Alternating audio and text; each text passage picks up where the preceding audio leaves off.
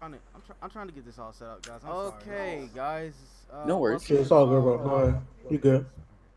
All right. Welcome to the Hot Button Podcast. I got my guests here. Y'all can introduce yourselves.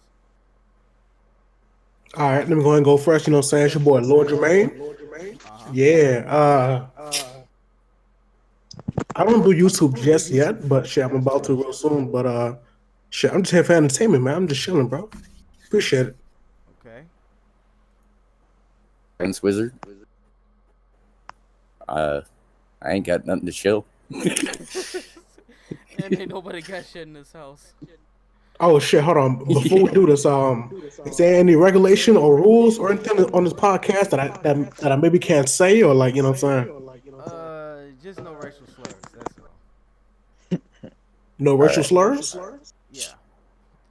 Oh, okay, okay. Other than Shit. that, we cool. I'm out. I'm out.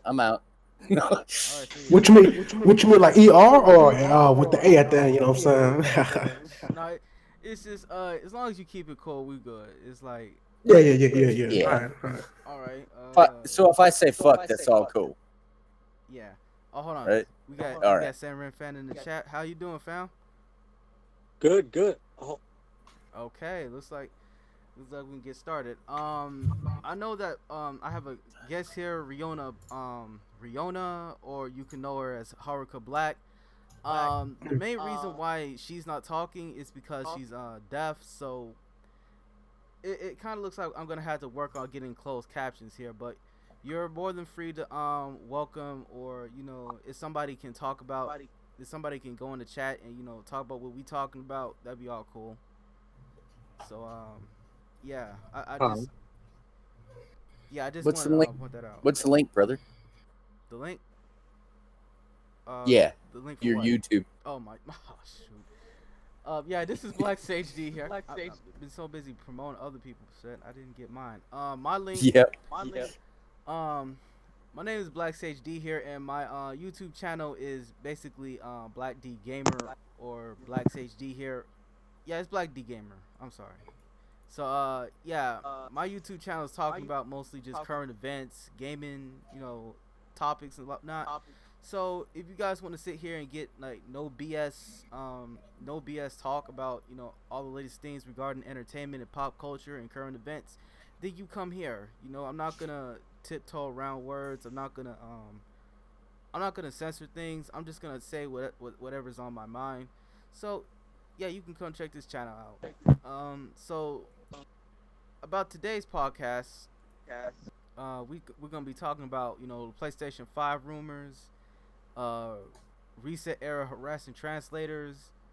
Mm. Yeah, we're gonna be talking about that. All Maturity right, in all right. video games and talking about GamerGate 2020. What we can talk about that first. yeah. Yeah. All right. So I'm not all the way up to speed with that GamerGate. So can y'all like put me on? You know what I'm So, Was a harassment campaign against. Nah. Yeah. So saying? what really got what me to talk sounds about what really got me to talk about the Gamergate is the fact that I'm hearing this all this stuff about how Gamergate won and how everybody's talking about you know how the patriarchy won and shit like that. Yeah, Mm. it ain't that deep. it's not. Yeah, I'm this tweet that got me talking about this shit is yeah, this tweet that got me talking about this shit is this. Hold on. From the pedantic romantic. You heard of that? Is it Nah. like Yeah. Yeah, I've you heard heard of of? that? You heard of that Romantic, guy? Yeah, romantic. Let me see Yeah. this. So pretty much yeah, I've this heard get from. this made me lie just dying laughing, talking about. Okay, here it is. That's it. I give up. I retire from a conscious life on the planet.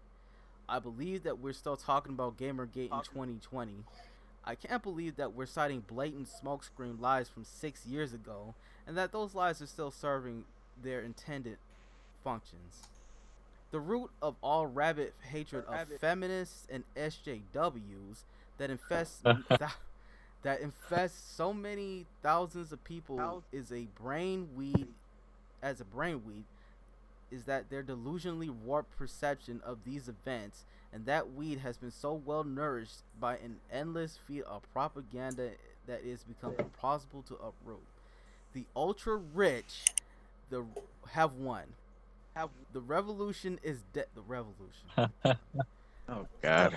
The united Yeah, what struggle revolution? against people actively killing our planet has been rendered impossible because a woman dared to make a video game and have sex at the same time, and they'll refuse the fuck? any collaboration with us to exert their hatred of her.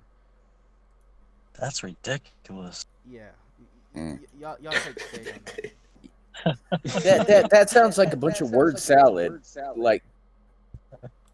like tossed up and fucking served to the masses. Like that makes no sense, and it makes no sense because Zoe Quinn and Brianna Wu are both rich. Like they come from rich backgrounds, so Yeah. I don't know. She's rich. That's yeah. Zoe or Brianna Wu got like $200,000 to start an animation studio or some shit. Wow, Zoe Quinn's family actually has a Van Valkenburg, which is Zoe Quinn's actual name, Chelsea Van Valkenburg. They have a freaking what's it called? Scholarship. That's exclusively for the Van Valkenburg family. So, like Wow. Oh, these people are they come from rich backgrounds and shit. So when this scrub talks about people the rich winning and shit, like what the fuck is he talking about? Didn't she like have like a Kickstarter game that never came out? She did. Yep. She did. Oh, what a clown, yo! What the fuck? And she charged. She charged. I don't know the amount, but a lot of money to open a Discord. 800. Oh, Which wow. someone opened it under her name for No, free. that Anita Sarkeesian who charged $20,000 to join her Discord Oh, or wow. to make a That's Discord crazy. rather. It Yeah. was to make it. Yep. And set up a lot of channels and shit. Like $20,000 for that. yeah. That's crazy. But yeah, where Zoe's concerned, she did this game, or she promoted this game on Kickstarter a while back with Chuck Tingle, and she raised a shit ton of money, went to Japan, and then told all her backers that she didn't have any money left. So that whole thing is left unfulfilled. If I was her, I was her backers, man, I would have fucking sued the shit out of her. Swear to God. Right. But so you know convinced. that she has so many friends in the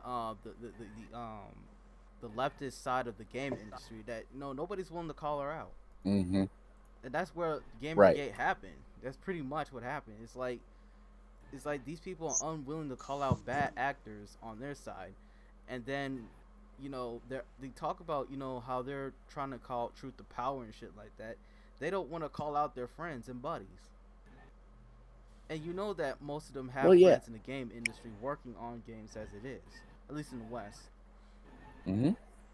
So it baffles me how these people can go 6 years without understanding any. They go 6 years without any sort of like self-awareness and shit like that.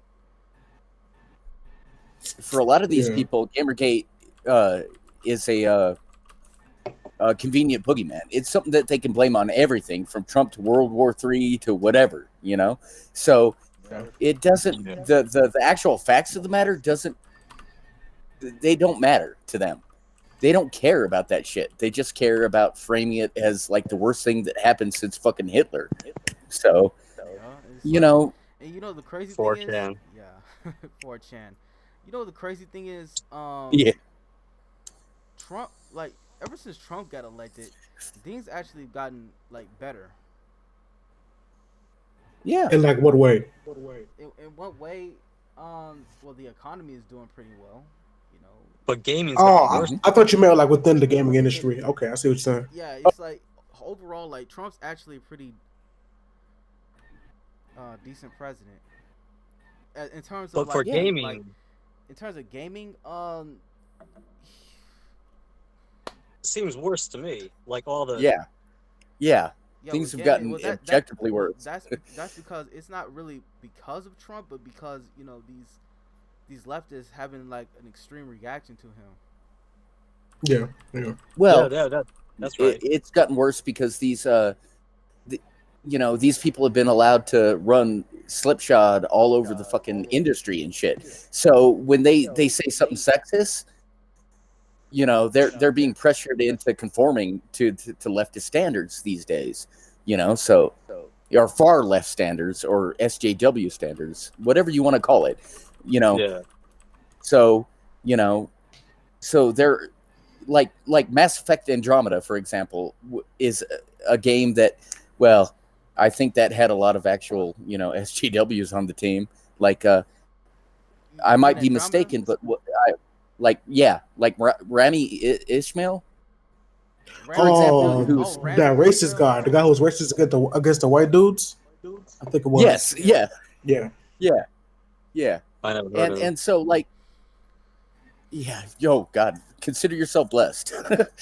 He's a racist piece of shit, and he wants to fuck up gaming for us because we're straight white nerds, or Let This me give you and let me and give you and this even the black people out there, and the women and the minorities and shit, like he just like these people like to as straight white males to fit their narratives and shit. So let, you know let me tell you something about people like this.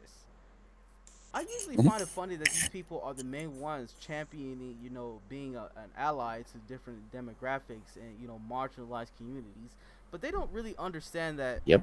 Yeah, these people don't really understand that a lot of black people have been playing games for a really long time. This isn't Yeah, they nothing new. don't. yeah, It's of like course. I've been playing video games Right. ever since the rip, So, sorry. Okay. Yeah, I've been playing video games ever since the rip, and I'm always like surprised how many of these journalists have very little interaction with black people whatsoever. Hmm. Yep. Like they talk about how the gaming community is all filled with a bunch of straight white nerds. Meanwhile, they failing to understand that a lot of black people have been playing games since like the early '70s. Yeah, Right. if you go to Yeah. any dude's house, Like like if you go like to a party many, house, like yeah, but black dude's house, a white dude, or Spanish dude, whatever, they got a system. It's there. right, and Right. and if Yeah. you go to a lot of gaming tournaments, it's mostly filled with black dudes, especially in the fighting game community. To be Yeah. honest with you. Well, I'm actually Absolutely. part of the fight game community, and yeah, it does have a lot of black people there. I just went to See Otaku last September, and it was pretty mixed. You know what I'm saying? And I fuck with that. It's the thing that they don't ever consider. Like when it came to the fighting game community, you'll notice if you go back a couple years, they tried to reframe that shit as misogyny and sexism because the fact that it was racially diverse in the way that they can only claim to want things to be, it kind of fucked with their narrative and shit.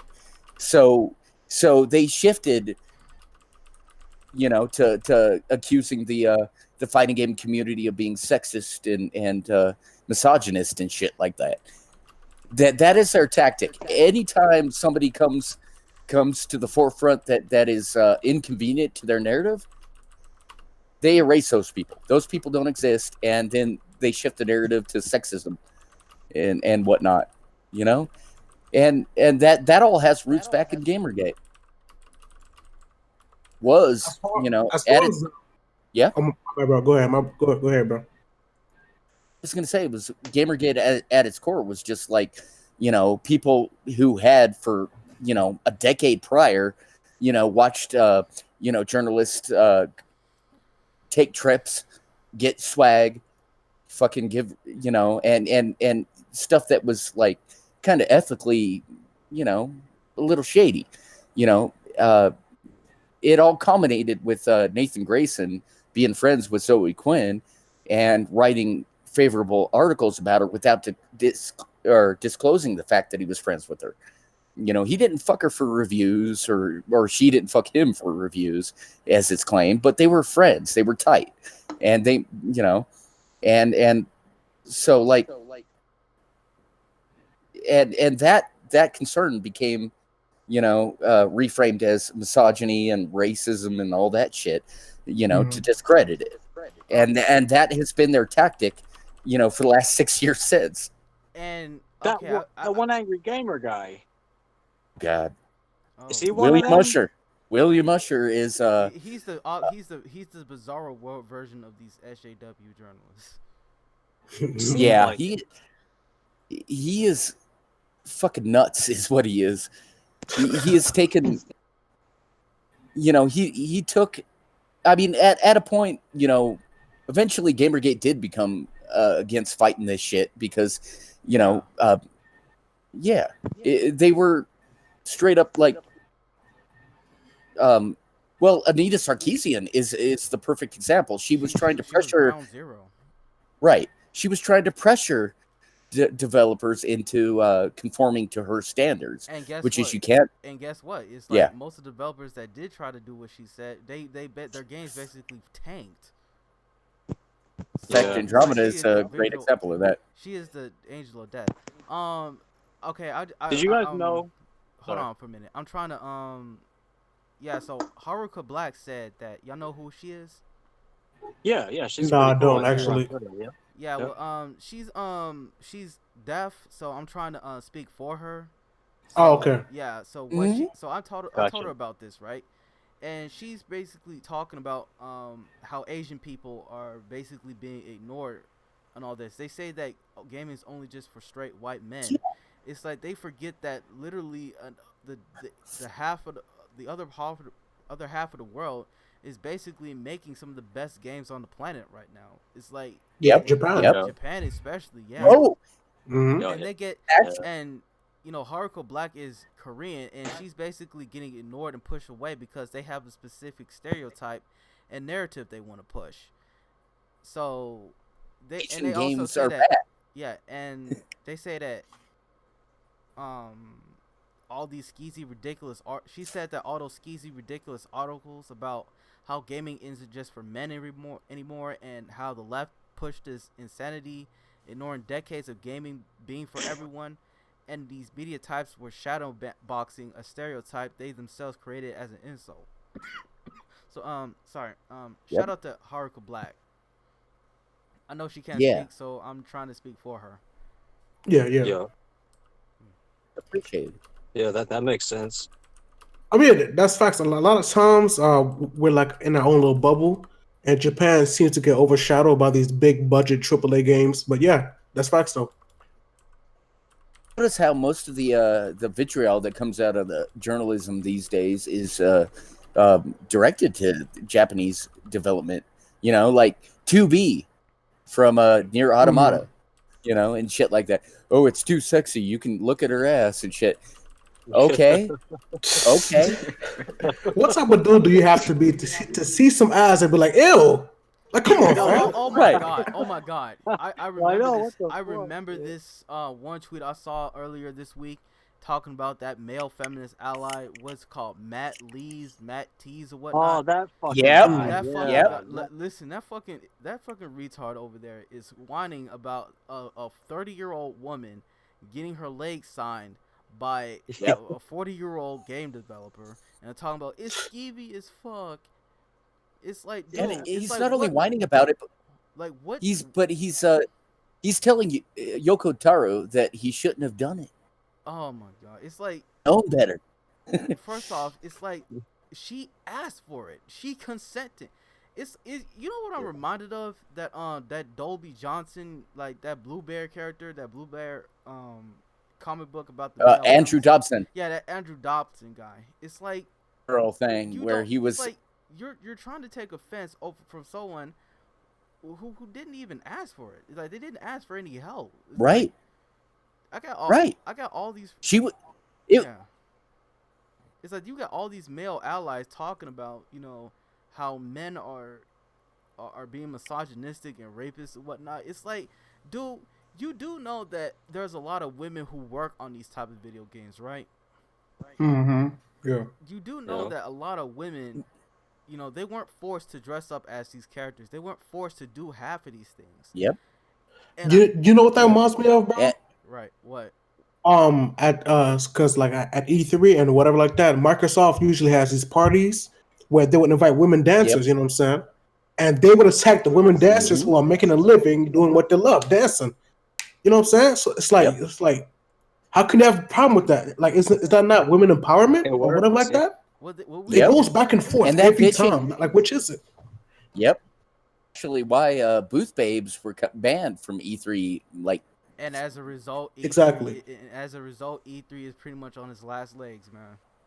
And that's why Tokyo Game yep. Show still got the booth babes Right. in Japan, and it's still Yeah. going Yeah, good. they even have freaking Timon and Osugi on that motherfucker. Like, Mhm. bro, like Yeah. it's like you will never see another game company. You will never see a game show, a game convention here in the West, actively promoting a game based off a porn game. You will Yeah, never yeah, see that in exactly. the Yeah. West. So you got these cucks running these Western game conventions, and pretty soon these anime conventions as well, because we're seeing a little bit of that as well. Yeah. It's Yep. like, A Hago. yeah, that's Yeah, they're even banning though the hoodies. and even though I don't take well to that, I'm not gonna sit here and just ban a shirt and whatnot. Yeah. I'm Yeah. with you on that. I find the whole thing weird, but you know what? To each their own. Man, if I ever wore that, I would get roasted to the ground. But like, just because I don't like it doesn't mean that a man from Utah can't. You know what I'm saying? Fuck with it. Yeah. Like your personal Right. distaste should not affect another person's personal, like, you know what I'm saying, like, abilities. Exactly. I mean, you've got your opinions on shit, but ultimately they are your opinions, right? Like As they're as an American, societal standards. yeah, yeah, that's facts. What'd Yeah. you say, Dream Man? Like as an American, like just because you dislike something, you should still fight for others' ability to do something. Like just see, pure as an American. Yep. Like now, see, Exactly. I try to do the very same thing with these Sony fanboys. Talking about Sony's policy, and guess what? I've been called damn near every name in the book. No, I saw it, bro. Yeah. You already know. And you already That know. one and you, guy, the one guy dressed like the Scream Killer, he was Oh well, flipping OBJ on the you. Don. OBJ the Don. Yeah, Listen, he yeah. cool on a lot of things, but Yeah. bro, I can't agree with that on that, man.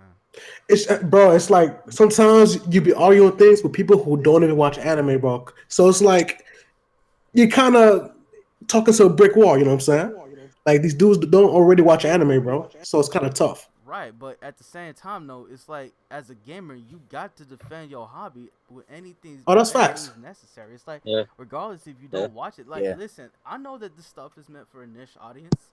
I know that this stuff is not going to be made for anybody, and you know what? That's cool. That's fine. You don't have to like it, but at the same time, you gotta defend. You gotta defend what you don't like, so you'll be able to get the stuff that you like. Yeah. Yep. Yeah, because the It's also people, the Sony fans enjoying their games. Years Right. ago, their games were always talked about, insulted, by a lot of the mainstream media. People were crying about Tomb games Raider. like Mortal Kombat, which caused ESRB. Mhm. So it's crazy how they'll Yep. just be okay with censorship They're just because they don't play it. they're Same okay. argument could be made for the games they like. Right. And you know how this is gonna affect the games that they play, right? This is gonna affect the games Yeah, that they play. but Censorship does But not they- stop. Like they don't realize that. Right. Not stop. they care. I don't think they care. Like These dudes, they these want dudes- everything censored.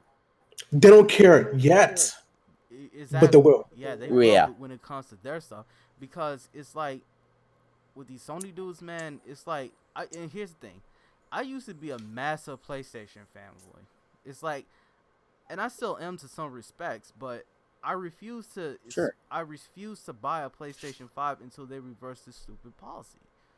I refuse Yeah. to buy one right now. It's Yeah. because See, it's Yeah. ridiculous. I refuse to buy one, and this can tie back to GamerGate and whatnot. It's like I'm saying a lot of these game journalists, they don't really want to talk about this issue, even though this is damn near pretty much the biggest issue probably of the generation, if we're gonna be honest with you.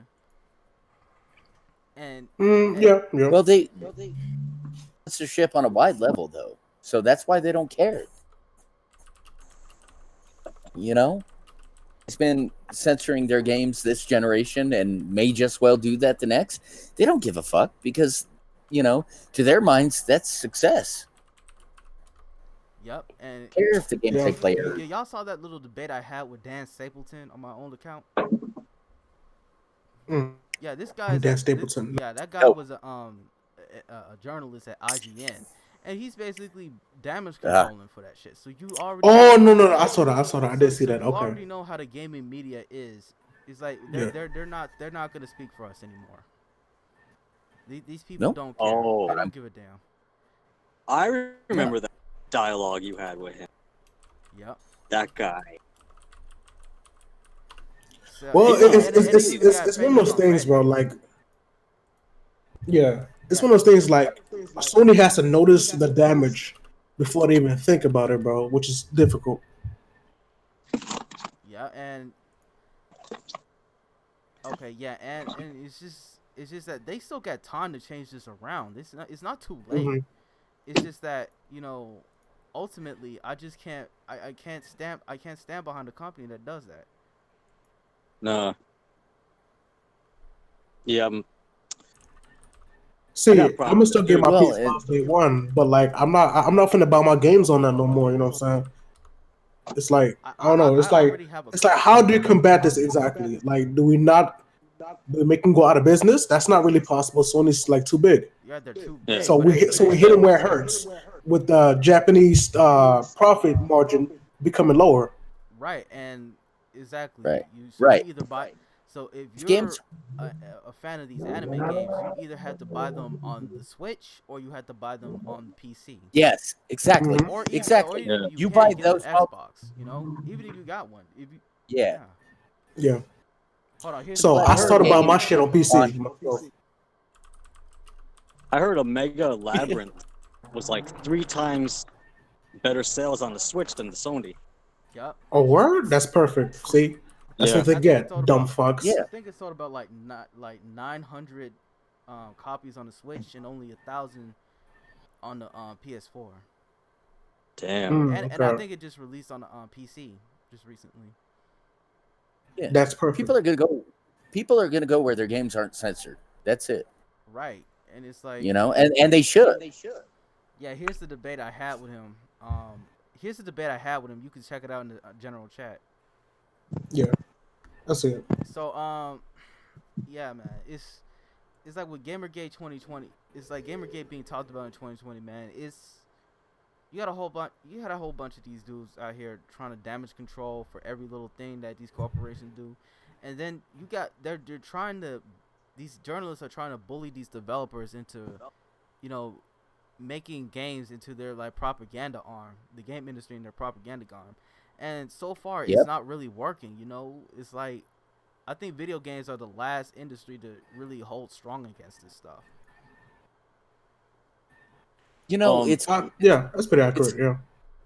Yeah. it's kind of funny though that like, when Nintendo started out, they were all about the censorship, and then with the Super Nintendo, they kind of loosened up shit, and they become more open to stuff. Sony, on the other hand, opened, with just letting anything on the system, and they've gone more puritanical over the years, and that's kind of weird. I mean,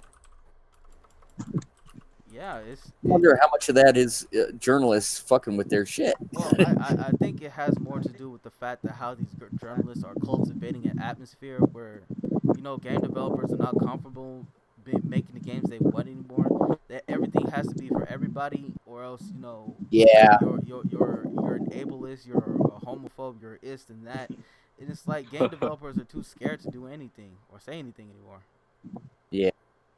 I gotta I remember. I think it was I gotta log out for a minute. All right. Okay. My girlfriend's gonna be I think- like, "What are you doing out here?" I didn't go in yet. All right. Understood, All right. brother. Way back. But I remember it was like one of the Dead or Alive games, I think, where they were like, we don't want to release this in the U.S. or something, or maybe it was King of Fighters actually, I think. But it No, was no, one I of those. believe it's talking about Dead or Alive Extreme, I think. Yes, exactly. Where they were like, Yeah. we don't really want to release this in the West because there's a lot of weird shit going on there, in terms of that sexism and whatever. The main reason why Sony even enacted that censorship policy is because they don't want no smoke from the Me Too crowd. Basically. Yeah. They said it themselves. They don't want no smoke from the Me Too crowd, and it was just a perfect storm right then and there. And Haruka Black, she said, hold on, she said Haruka Black said that you want to know a good example of censorship killing interest. Tokyo Mirage Sessions. Now you heard that game flop. Yeah. Oh yeah. It's like people don't want to pay for a product that's censored anymore. That's the best example of a free market speaking it for itself. Version is so much better. Like one of the examples that kind of turned me off is, I think it was Final Fantasy VIII, which this was like some censorship that I wouldn't even like not noticed it because it was so small. I think like they put extra straps on a bra or some shit like that. And I'm like, you know what? I would have never noticed that, bro. But now that I noticed it, I can't, in good faith, pay for this no more. Right, I can't. Like, you know what I'm saying? You gotta vote with your wallet, man. If you feel like a product is not giving you what you want, and and this is a remake of this is a not remake, but a full remaster of like Final Fantasy VIII, and they're not giving you in the full extent. It's like what are you paying for? You're paying for an altered version of something that was good in the first place. Yeah. And some dude tried to argue with me. He was like, yo, dude, it's not about the titties, dude. It's not about the titties. I'm like, yo, it's like, I don't really care about that. Like, I'm just saying, like, why though? Like, why? I bought it day one in 1999, you know what I'm saying? So why you gotta do this to me? You know what I'm saying? It's not about the titty. I understand that. It's not about that at all. A lot of people fail to realize that the main reason we're talking about censorship is not because we want to see boobs or anything like that. Is mainly because we don't want. Some dude tried to argue with me. He was like, "Yo, dude, we don't want games being altered. We don't want artistic visions to be compromised for a bunch of puritanical assholes." Right. It's like I remember a time where LGBT themes got censored in games because people didn't want that controversy. You remember that, right? Right. There was a time where that actually happened. Yep. And if they do that today, it's like they would see no end to it. I mean, we're already seeing it, that LGBT censorship in movies like Star Wars or, all these Marvel movies and whatnot. So the upcoming ones, It's like they can talk all they want about the artistic vision, but what artistic vision is there with two gay people kissing? I mean, what's the difference between that and seeing a woman in a bikini? Like, think about that. Yeah, right? Right. Yeah. And that's the thing, bro. That's the thing. Violence. A little titty, people go crazy, bro. And the crazy thing is like, you got games like Senran Kagura, and they have better LGBT themes than even these feminist-led movies. Yeah. It's got big tits, so, Yep. Shit. I play that. I ain't gonna lie. Yeah. Oh, but I'm saying like they don't look at those themes because they don't ultimately care about them, man. They care about censoring the titties. That's all they care about. Like, they want to deprive, us, quote unquote, cis white males of the stuff, like male gaze, that whole thing. Like, that is ridiculous in and of itself. That is how fucking society continues. Like, I look at a woman, I find her attractive, I want to get with her. That's natural, right? That's natural. Yes. What is natural into a fucking joke? Because they hate it, they despise it, and that needs to be examined. Somebody needs to turn a lens back on these motherfuckers and find out why.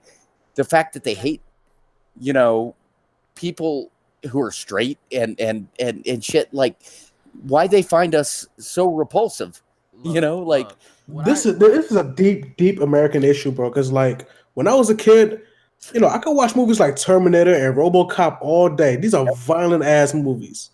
I know, man. American Pie comes on and I gotta cover my eyes. Like, what the fuck? Exactly. That makes no sense. You know what I'm saying? It's like violence is not in our natural blood. You know what I'm saying? Like maybe somewhat as an animal instinct, but sex is something that we produce hormones for this. It is 100% natural.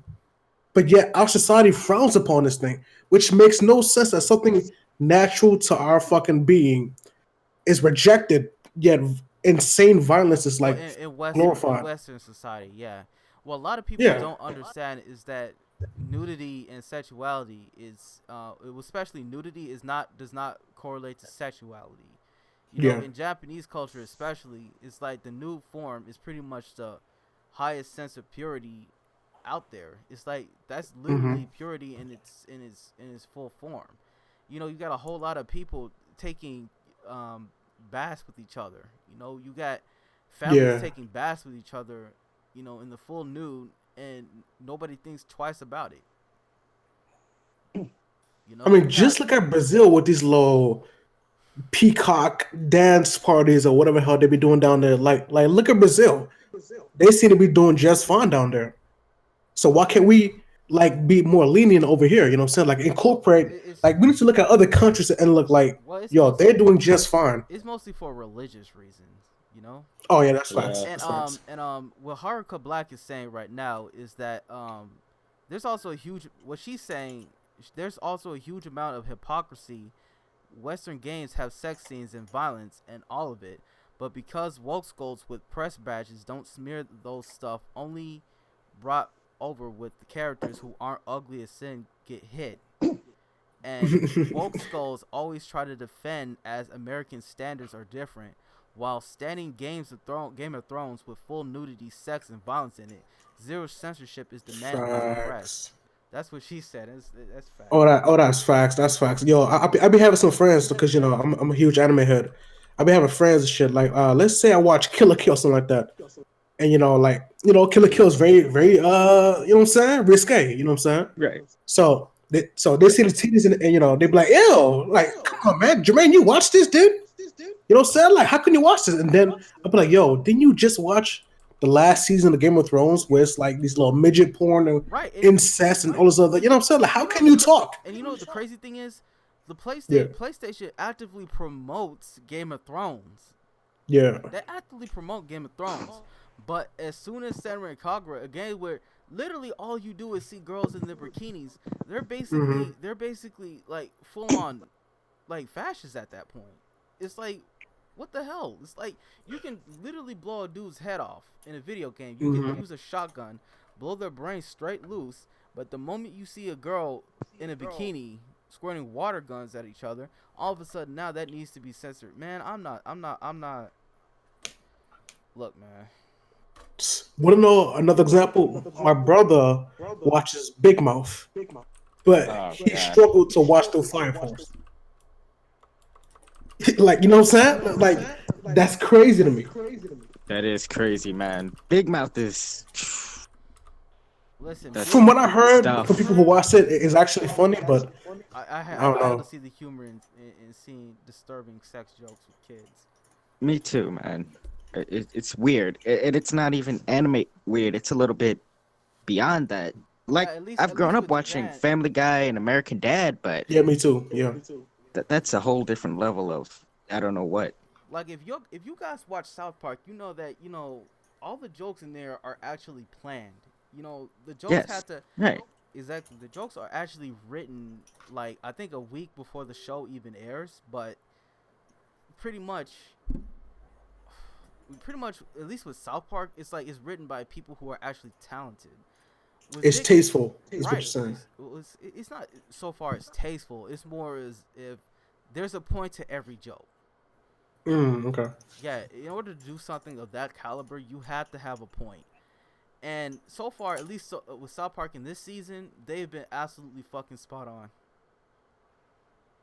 with everything. Yeah. The punchline hits better. Yeah. Right. They even talked about that transgender athlete stuff. Mhm. Fucking brilliant. Oh yeah. So, going back to what we were saying about GamerGate, we're gonna move Yeah. on. Any last thoughts? It's funny. I guess earlier in the tweet, I think, or the word propaganda was brought up by the pedantic romantic, but I wonder if he's aware that I think Anita Sarkeesian went on mainstream. I think it was a media network. Zoe Quinn's been on a mainstream. It was like a YouTube news network. So it's funny that he brings that up, but doesn't talk about Quinn or Sarkeesian, who were in the mainstream spotlight where they could craft a narrative that obviously wasn't truthful. Right. Yeah. Man, everyone wants a scapegoat. That's all it is. Like, I get it. It's dumb. But yeah. Yeah. Okay. I guess we can move on. We can move on. Yeah. So we're now gonna be talking about reset era harassing translators. Now this I know That fan translator. a Yeah, little bit about. we're gonna talk about that. Yeah, go So ahead. basically, what it boils down to is this. A translator that goes by the name of, hold on.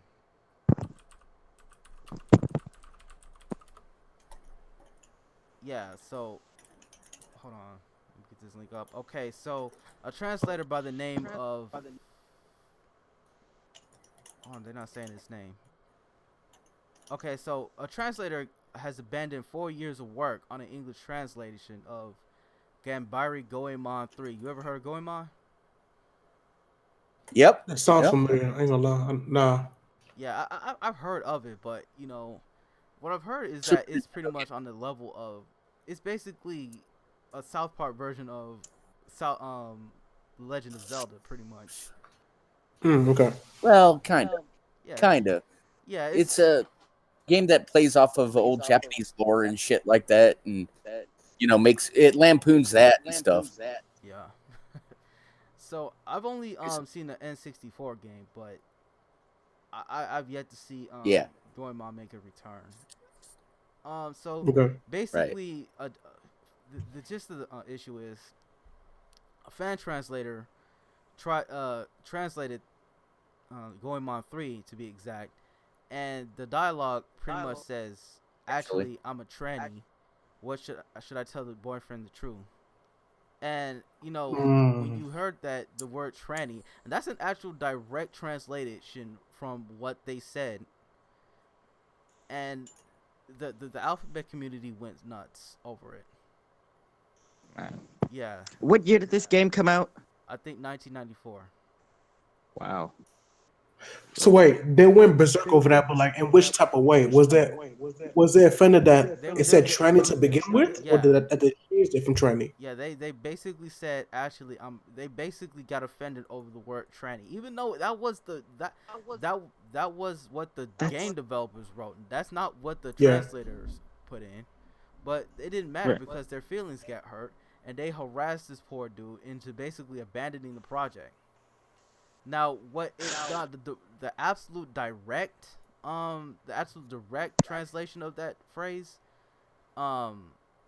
it pretty much said, actually, they're pretty much new half, pretty much. That's what it says, but the translator actually used the word tranny, and now and now the poor guy's basically being harassed to the point where he basically quit the project. So you want to get your thoughts on that? Okay, so one more question. Okay, so about this game, is it like intentionally like a Family Guy, like offensive, but I have a point to make type of game, or is it like is it for kids, or like, what is it exactly? It's for kids, but Oh, okay, what's for it's kids a little in different. Japan might be looked at as adult over here. It's like Kill la Kill is for kids. Mm-hmm. And so is Devilman. Yeah. But Okay. yeah. Kill la Kill's alright. Yeah, it's alright. But Japan has different standards when it comes to, what's for kids and what's for adults.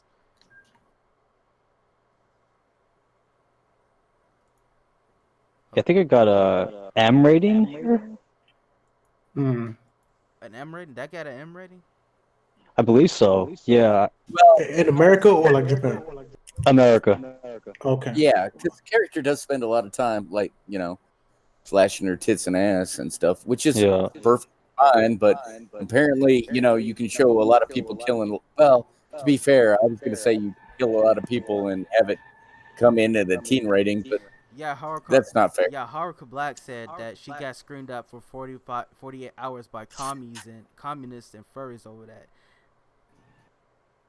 Yeah, have you Well, like I've seen a lot of people who are either straight up commies or furries, and they usually go pretty much hand in hand, and they pretty much, they're the main ones behind. They're the main ones behind this incident too. They're all this outrage culture in the video game industry.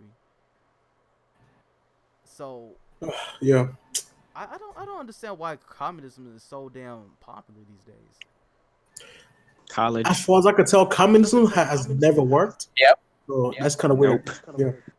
Yeah, it's I mean, maybe dumb you could shit. probably say Denmark. You could probably say that. But even then, like, Well, Denmark's who- actually who- a socialist college? country, to be honest. But Hmm. as Who far as, said college? yeah, it's like a whole lot of Pretty these much where college it's coming from. yeah, a whole lot of these college professors are basically indoctrinating these kids into believing in communism, not understanding that our entire way of life is built on a capitalism. And if you're not you're not gonna re up that system in just a couple of years because your feelings get hurt. And not only that, it's like these people are not even good communists at that. They're not effective. All they do is basically whine, bitch, and complain about shit. And now it's gotten to the point where it's like they're trying to coerce, people in the industry, gaming industry, for basically trying to, believe what they say, or we're going to cancel you, we're going to threaten you, we're going to harass you. Right. And that's literally a playbook out of the Communist Manifesto, if I'm not mistaken, right? Yeah. Social pressure, right? Listen, people in this world want permanent change over temporary feelings, and that's crazy to me. It's Like, more like I don't care if it was Trotskyism. exactly. Yeah, if you're offended at this time, like chances are you're not really. It's not gonna bother you next week, bro. So as far as this translation issue, number one, okay, I guess tranny is now offensive. I've always heard this word in my life, so I guess it's now a new offensive term. Regardless, like, all right, so you go through the game, it says tranny, and you're like, oh my gosh, I'm offended. Does that like hurt your experience like throughout the rest of the game? Exactly. All right. Like, I don't even understand that. All right, Dr. Science Wizard has to log off, so we'll see you Okay. later, man. Guys, have a good night, man. Yeah, have a nice night, man. Yeah. Okay. Bye, man. All right. A great discussion. I'll try and stop back in and listen to you guys as I can. So, Yeah, you can drop in and down. Yeah. Yeah, that's what I'm gonna all right, be doing here. y'all have a good one. All right. So, I don't know. go on, Jermaine. Yeah, I was just saying about this translation issue, and then another aspect is like, okay, so he saw this this training word, he translated it. So I'm assuming he translated it to be like less offensive, or did he translate it accurately? Well, So if he translated it accurately, you should get mad at him. it's accurately to the point. It's accurately in the sense that it literally has the same meaning, pretty much. Okay, so why get mad at him? What did he do? He's translating the He game. hurts their feelings. That's why. That's retarded. Haruka Black is Yeah. saying that communism is a rich man's hobby and always will be. It basically is. It's like people who actually like have everything handed towards them and everything given towards them, and they still have not done anything with their lives. They're the main ones doing communism, or people who have been absolute losers all their lives. I know a lot of like anarchists, like Antifa type. Oh, really? They roam around the country, but they got their parents' credit cards in their pockets. But they look like bums. They spare change people too. Yeah, it's like Yeah, go ahead. I'm from Chicago, so I wouldn't really know what I'm from the South Side of Chicago, so I really wouldn't. Oh man. I wouldn't Oh, really know yeah. what it's like to live off of my parents' credit card. I mean, Yeah. I wasn't even allowed Yeah, to no, touch me my. neither, but I wasn't even allowed to touch a damn debit card until I was like 16. So Mm. I really wouldn't know what it's like to be spoiled all my life and believe in a fringe ideology like that. Listen, yeah, people are more it's alien to me theoretical than too. they are practical. You know what I'm saying? Go on. No, go I mean, on. shit. That's about it. Oh. I thought you was about to say some hot fire right there.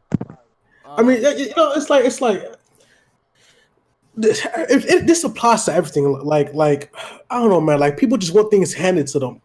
Like I feel like it's mostly rich people who will talk about this, but it's mostly people who are super poor who don't want to like work for what they got. You know what I'm saying? It's like I don't know, man. I feel like theoretically you want it to work in your favor, and that's about it. It's not about the rest of the world. It's about what you want. You know what I'm saying? And that's fucked up. That's some selfish ass shit, yo.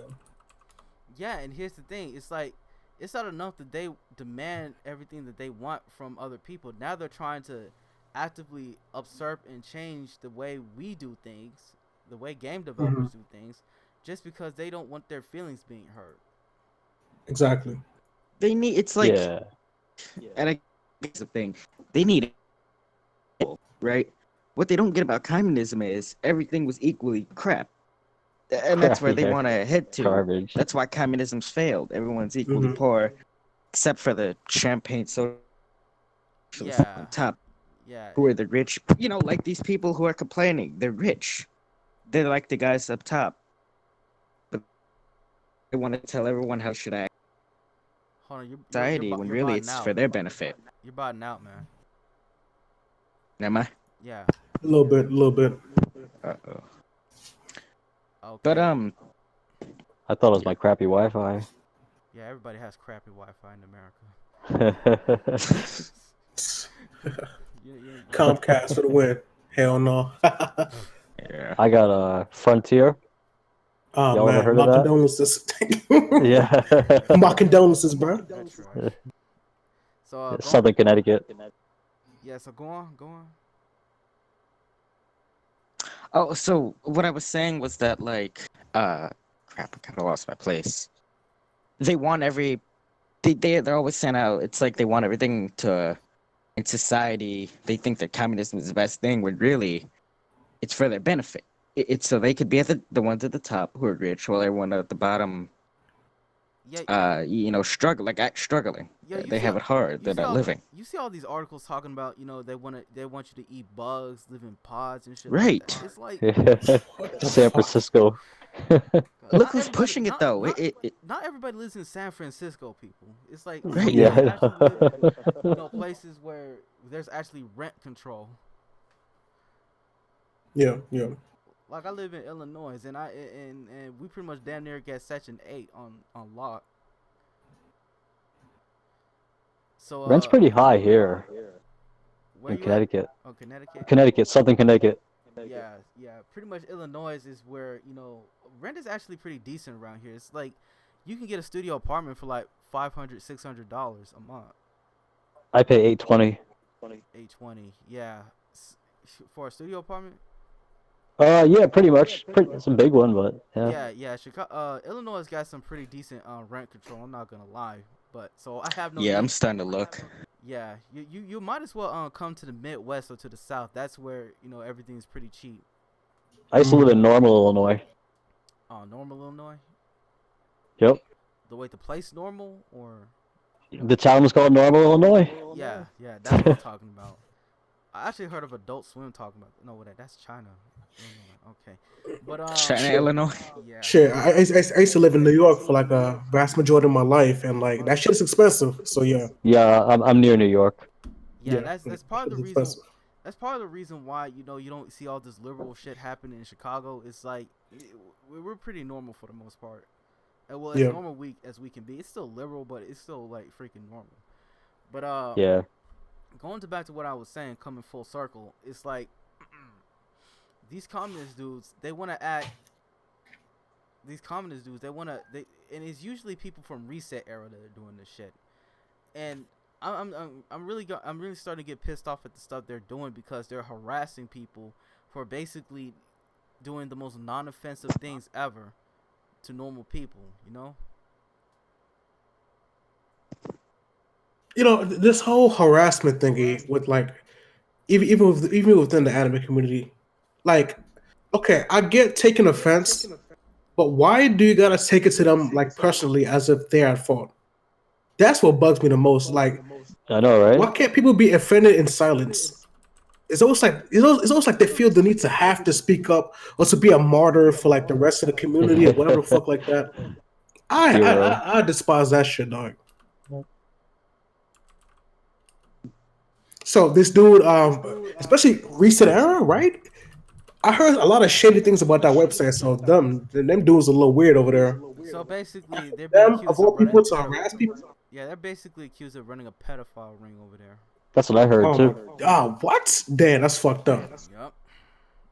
It's So for accusations. them of all people to try to harass, that's ridiculous. Yep. That's crazy as fuck. And this is not the first time too they've done this. They're going after developers left and right for basically engaging in wrong thing. And I wouldn't even be surprised if they were the ones responsible for Sony's censorship policy.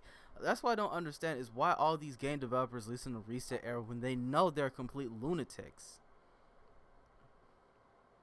I mean, too many voices just echoes loud in their ear. I guess I don't know.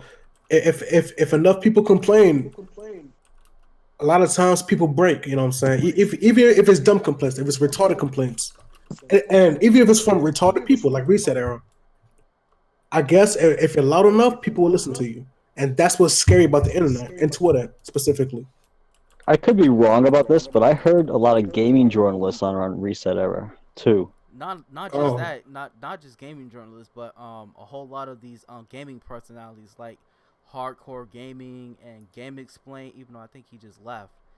But just a lot of these gaming personalities in general, you know, they're on here, they're on there, and they're basically spouting these left wing like policies. It's like, dude, like, listen, I don't really care what your politics are, but don't put that in the gaming industry.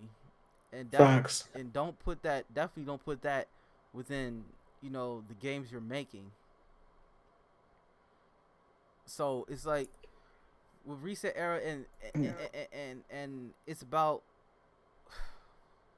I remember the stuff like the I remember that controversy that happened with Captain Full Body. Y'all remember that? Mm-mm. Yes, I do. With the With that new character, Rin. yeah. Yeah. It's like it's so overblown. It's like how in the world are transgender people even going to be even considered, you know, mainstream part of society if we can't even remotely talk about them? And I've heard a lot of transgender people basically calling Reset Era out and say you don't speak for us. They want to control the conversation, and they want to, because like whenever something offends them, they don't want that out in the open. If it challenges their idea, they don't want it out in the open. They want to control everything that's said. Basically. Yep. I've noticed that. Yeah. So I want transgender things, but I want it done by this dude of this transgender community of this section. It's like, yo, like, what about our perception of how you guys are? You know what I'm saying? Like, we're not shitting on you. It's just you know, it's a character, you know, named Rin. You know what I'm saying? She's not like an asshole in the game or nothing like that. This is a transgender character. Yeah. Like at some point, like you have to be like, yo, all right, I'm being represented. So that's what's up. But you can't complain just because it's not down to your very liking of all of our actions. Yep. It's ridiculous, bro. And it's the fact that they're now trying to go after Persona 5 and, you know, the Persona homophobia they going after. It's like ridiculous. What happened? What Persona 5 do wrong? What's up with that one? Spoiler for anybody who may or may not have. I personally haven't played Persona 5, but this isn't. Oh, you slacking? Yeah, I'm trying to wait for royalty, but you know. Oh, okay, that's what's up. All right, I see you. I knew Atlas was gonna do that shit, so I just waited. But they said that there are two gay characters in there who are kind of quote unquote predatory or whatnot. It's like, dude, Mhm. I don't first of know. all, it's like Persona 5 is set in Japan. Yeah. It takes place within Japanese culture. It is written within a Japanese cultural lens. So you can't expect American politics to be accurately reflected in a place that's not even from Japan. I mean, from America. Yeah.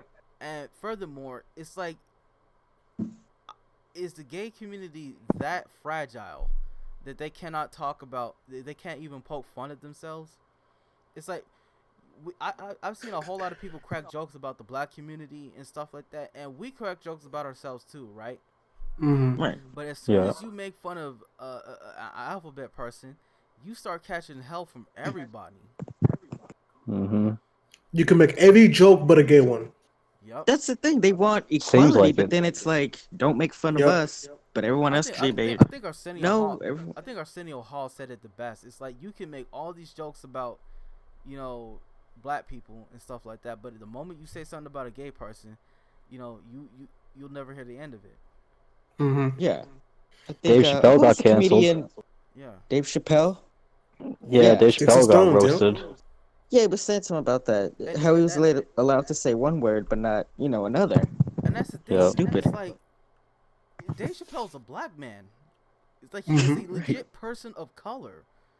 Like you think I that saw him live once. you did?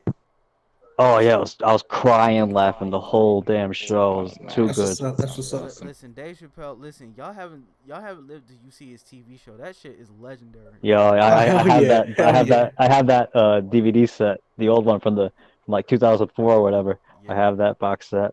Yeah. And just to talk just to say something in Haruka Black's place. She said that she said it's terrible how they hold the industry hostage because they said it's terrible how they hold the industry hostage there and basically force them to join in Ambus, and then they ban anyone so they keep their echo chambers shut. She's talking about Reset Era. Yeah. And if somebody Yeah. goes there where people might actually play games like 4chan and hey, have the woke skulls in the press smear and defame them, and they want all this fake diversity in hair color, but God forbid somebody want diversity of thought and opinion and politics. So yeah, she's 100% right on that. It's like Oh yeah, Yeah. it's like, absolutely. I want diversity of opinion and thought, not diversity of skin color or hair color, because that's not real diversity. That's just surface level appearances. Exactly. Oh, you know, worst of all, it's like they're pussies about it, because they want to be represented, but like not with themselves because they fear scrutiny. They want to take the black man and put him in a dress, make him do dumb shit on camera. You saw that? You saw the Grammys last night? Yeah, I saw it, bro. What happened on the Grammys? God. Oh, the guy in the blue thing, whatever. Yeah. hmm The blue. Yo, they came out looking like JoJo Bizarre Adventure characters, bro. I'm like, what the fuck is this clown fiesta? It's like it wouldn't Yeah. even be so bad if it was like ironic or funny. But no, these dudes Yeah. are literally dressing like straight up females. You saw that Gucci fashion show the other day? Yeah, I saw it. It's like Unfortunately. these dudes are dressing like straight up women from like a homeless shelter. It's like, bro, what? How is that high fashion? And you know it's somebody in their ear with a big check making them do that, bro. Because there's no way a brother from the Yeah. hood grows up and then goes to do that and say things like, you know what? There's no such thing as genders. I'm gonna do whatever I want, and I'm fluid and whatever the fuck they be talking about. There's no way, yo. They are receiving a big check and being bullied by gay people, basically. Yep. Yeah. And it's like, if you want to be represented, then go up there yourself. You go up there and you wear that dress yourself. Or make your own shit. You know what I mean? Exactly. Right. It's like Yeah. you got the people at Reset Era talking about, oh, why you're sexualizing women? Oh, why you're over here basically doing all this istophobe, homophobe, bigoted shit. It's like, Yeah. y'all do know y'all can get together and make your own game. It's not that well, it is difficult, but it's not that damn difficult that you can't pull Yeah. up Blender or Game Maker or Unity or Mhm. your Real Engine 4 and you Yeah. can't get to work coding shit. It's like y'all can't y'all. Here's the thing: stop depending on people from another part of the world to represent you. You know what I'm saying? If you Yeah, want yeah. It can't something happen. done, if you want something done right, you gotta do it yourself. That's facts. I've also said this the same thing about the black community. Like, if you want something done, if you want more inclusion, like get in that studio yourself. Right. It's like stop demanding all these things from like Japanese anime and shit like that. You know, it's like make your own works. It's like it's not nothing stop you from picking up a pencil or booting up a program or, you know, just typing on a computer. There's nothing stopping you. People want things without the work, bro. It's like, if you're gonna get offended anyways, why not? Yo, you have to do it yourself. Like, you can't expect Yeah. somebody who probably doesn't really know your community like that to properly portray you in a piece of media. You know what I'm saying? Like, if you want gay inclusion and transgender inclusion, and you feel like some of this stuff is offensive, get in that studio, learn these programs, and do it yourself. Otherwise, you cannot complain. Right. It's No, exactly. no, don't Yeah. tell me how it should be. Do it. You know what I'm saying? Yeah. Exactly. Exactly. Yeah. Look at what they're trying to do to Marvel now. They're trying to be more Oh my quote god, unquote that's just stupid. Yep, they're trying to be more quote unquote inclusive and, you know, quote unquote diverse, and it's like none of these people are likable. Like, none of these new superheroes and none of these heroes that are being written are likable. They're not likable people. Exactly. None of them are. Yeah. And I read a few of these books Yeah. too, and Yeah, it's it's like all of disappointing to them are me. straight up assholes. It's like if y'all read, sorry, if y'all read the Uncanny X-Men issue number 303, and you look at any other Marvel comic book again, a modern Marvel comic book, that there's a clear difference night and day what Marvel used to be. Uncanny X-Men was a great title. Yeah, it was. Was, yeah, it was. So shit. Damn. Damn. Yeah, it was. Yeah. I liked the artwork though. I really did from that run. But yeah, y'all. If you read the Uncanny X-Men issue number 303, that's one of the goats in my opinion. Yeah.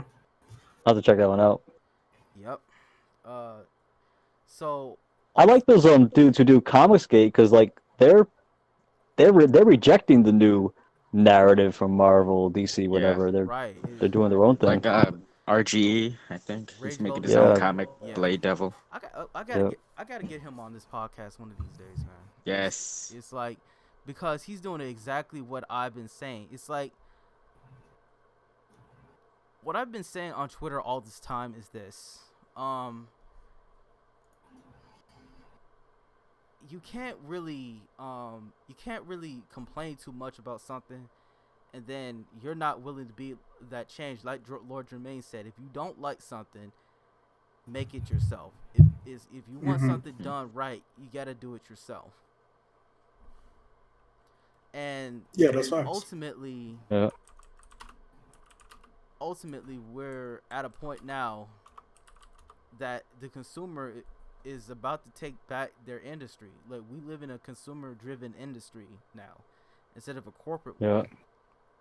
And now it's like we have all these independent artists who are just now, they're making their own comic books, they're making their own movies, they're making their own, you know, TV series and whatnot.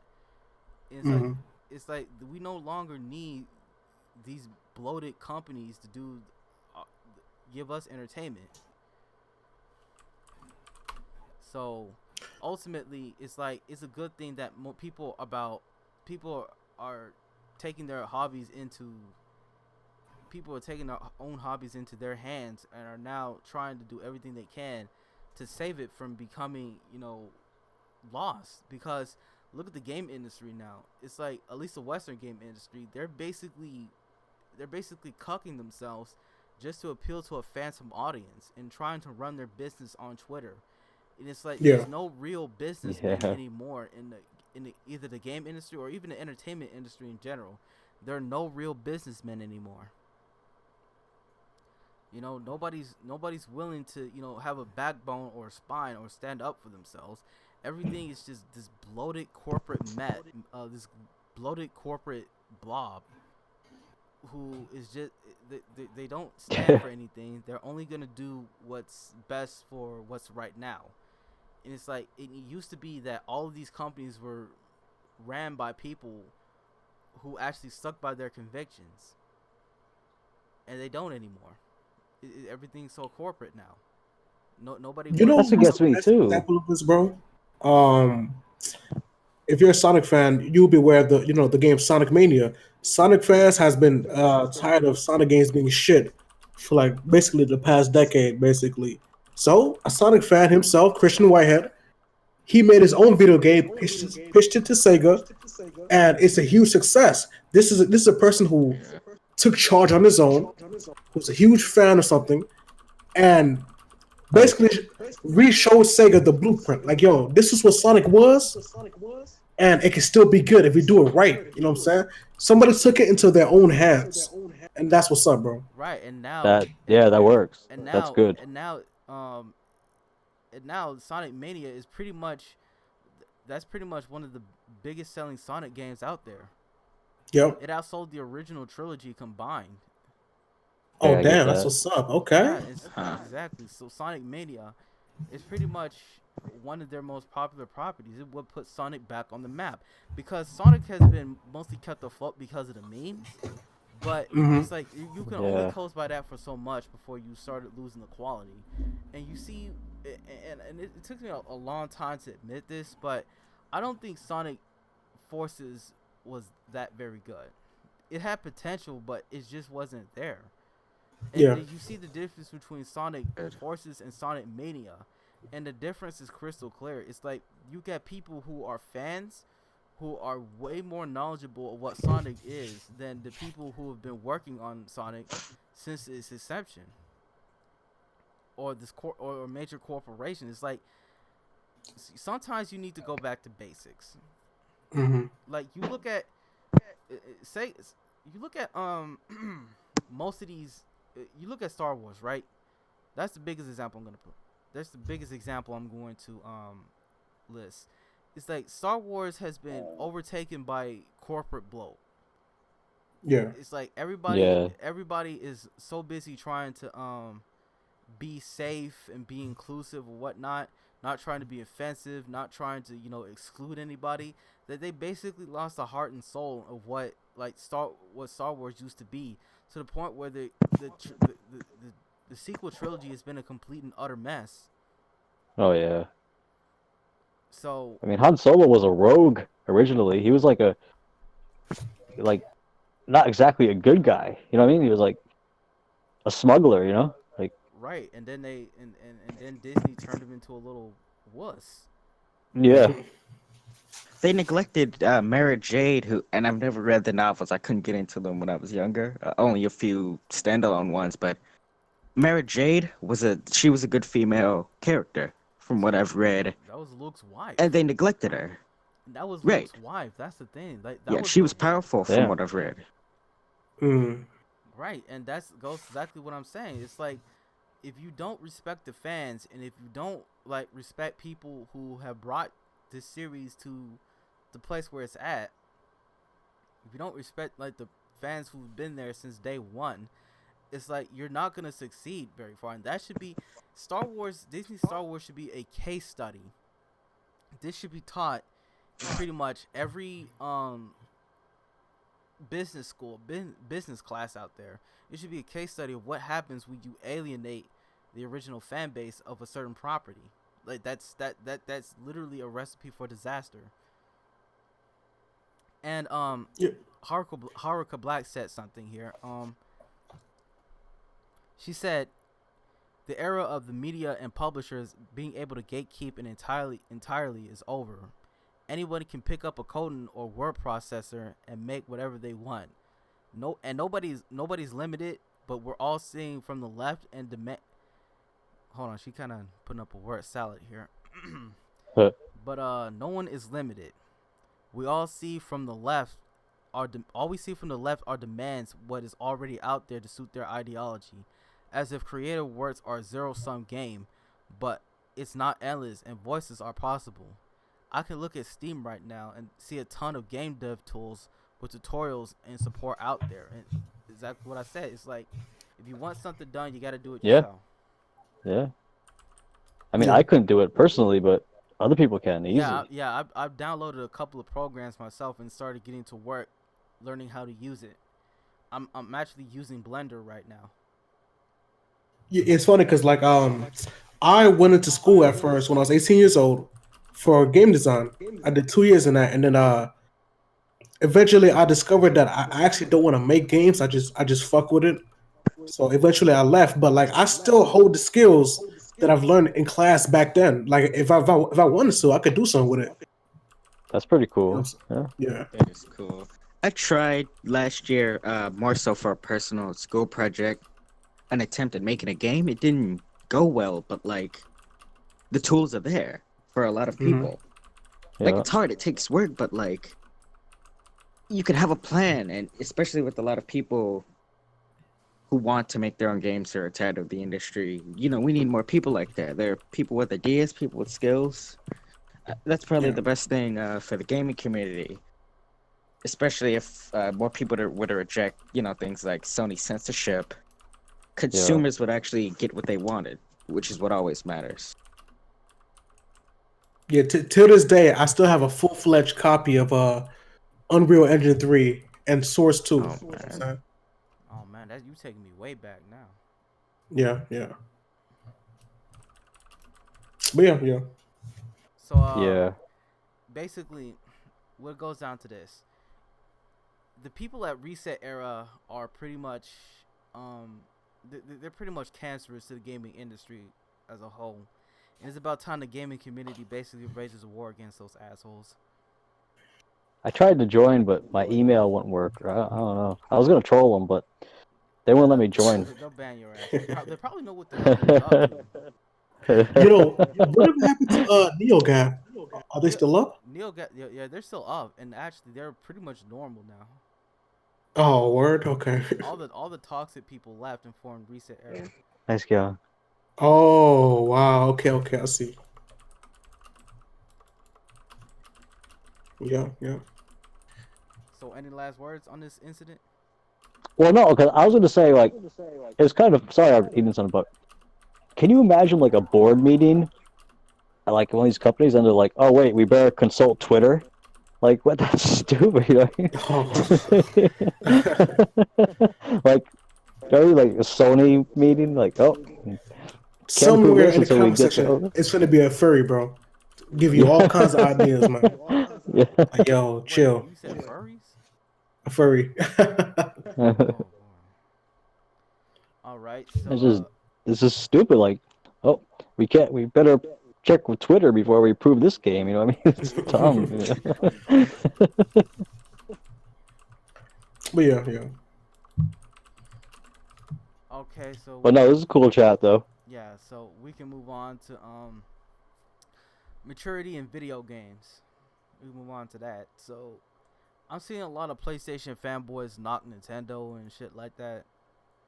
I know y'all got y'all different opinions about Sony and Sony's games and whatnot, but I want to get y'all opinion about this. What y'all think about maturity in games? I feel like on a surface level, they got a point where it's like some of these games be looking crazy as fuck. Like for me, I play all types of games. You know what I'm saying? I even play Kirby. Kirby's probably the most kiddiest looking game that I ever seen. You know what I'm saying? And like as a grown man, I'm just a big black dude with dreads, and I'm sitting down with my fucking legs crossed playing Kirby. It does look a little crazy, but games ultimately should be for fun. You know what I'm saying? Like, and like for you to try to find like a maturity in games, like I love shit. I love shit like The Last of Us. You know what I'm saying? But like, I don't know. Games is interactive versus like a movie. If you're watching fucking Nick Jr. and like Blue's Clues, that's different. that is set for a kid with low intelligence. Like it's different. Gaming is physical. You know what I'm saying? You're in the world and you're doing shit. Now, I feel like the game's content should be more judged rather than the art style, or you know what I'm saying, what it looks like. So if a game has ridiculously easy puzzles, then that should be more of the maturity aspect, rather than, oh, it looks kiddie or it looks dumb as fuck. Nigga, how the fuck you playing Kirby? You know what I'm saying? Like, rather than that, it should be like, yo, this game is like literally made for children. Um, what I gotta say is this. When it comes to maturity in games, it's like it's not what's in the game, it's how you present the game. So Yeah. if you get a game like, say, The Last of Us, that's a game obviously meant for an older audience. That much is true.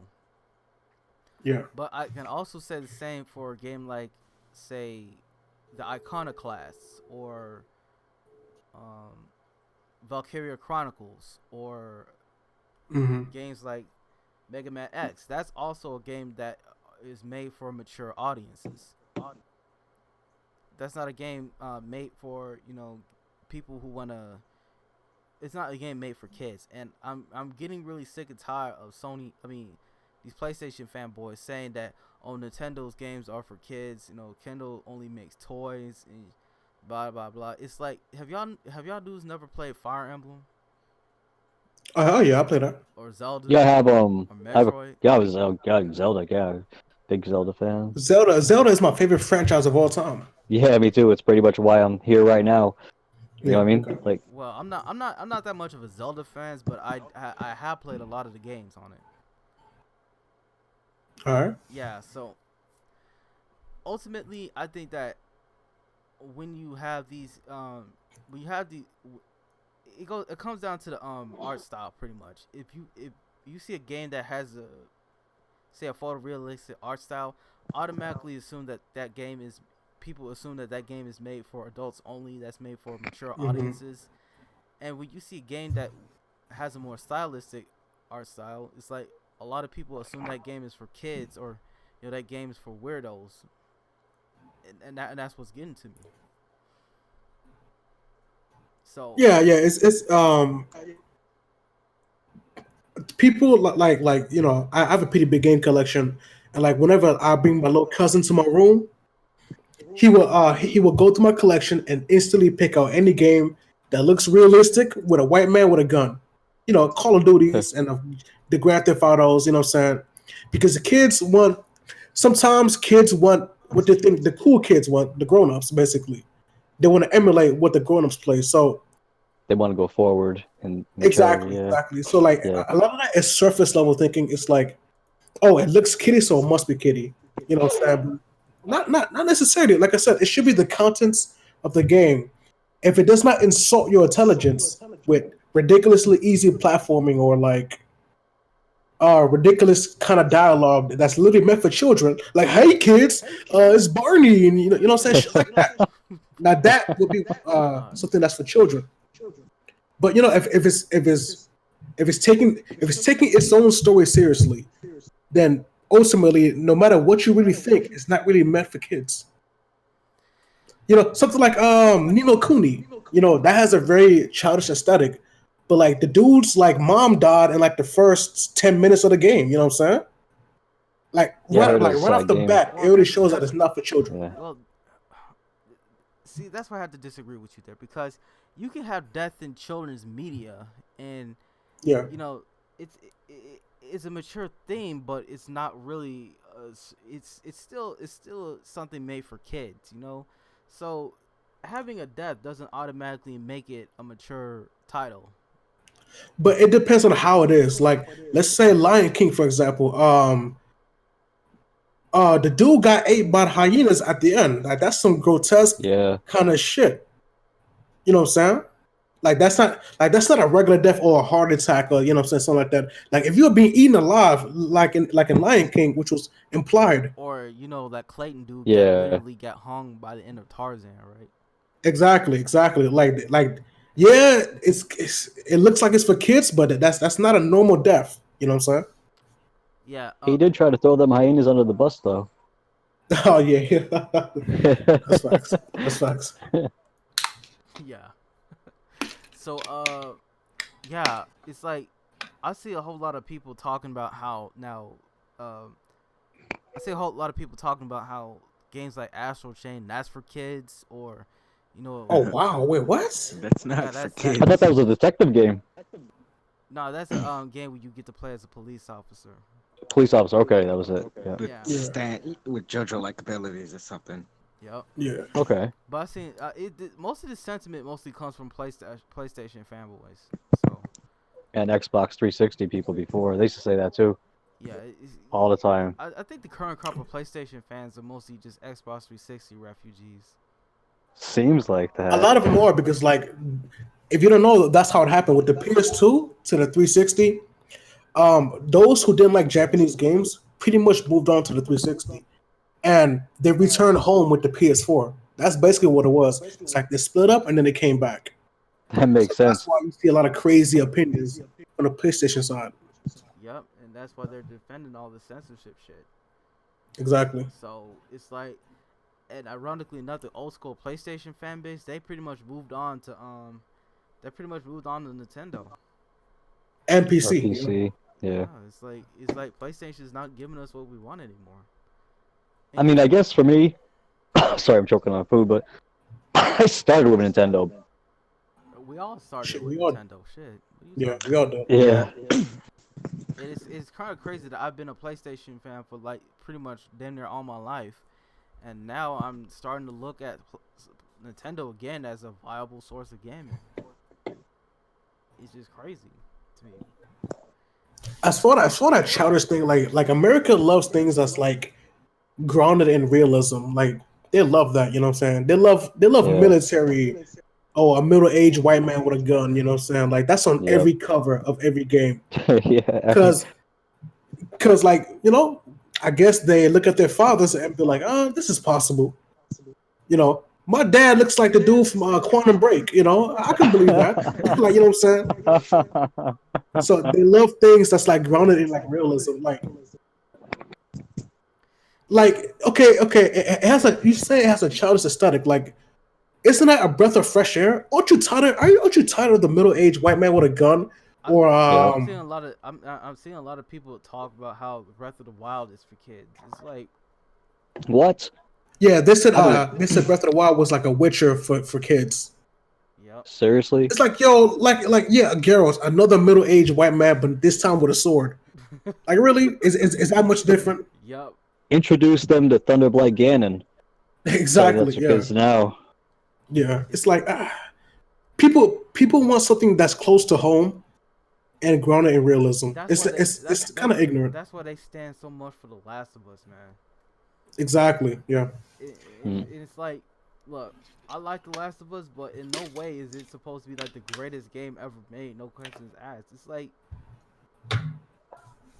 with PlayStation fans, it's like with PlayStation nowadays, they mostly focus on real photorealistic games and games that are pushing the boundaries and whatnot. It's like,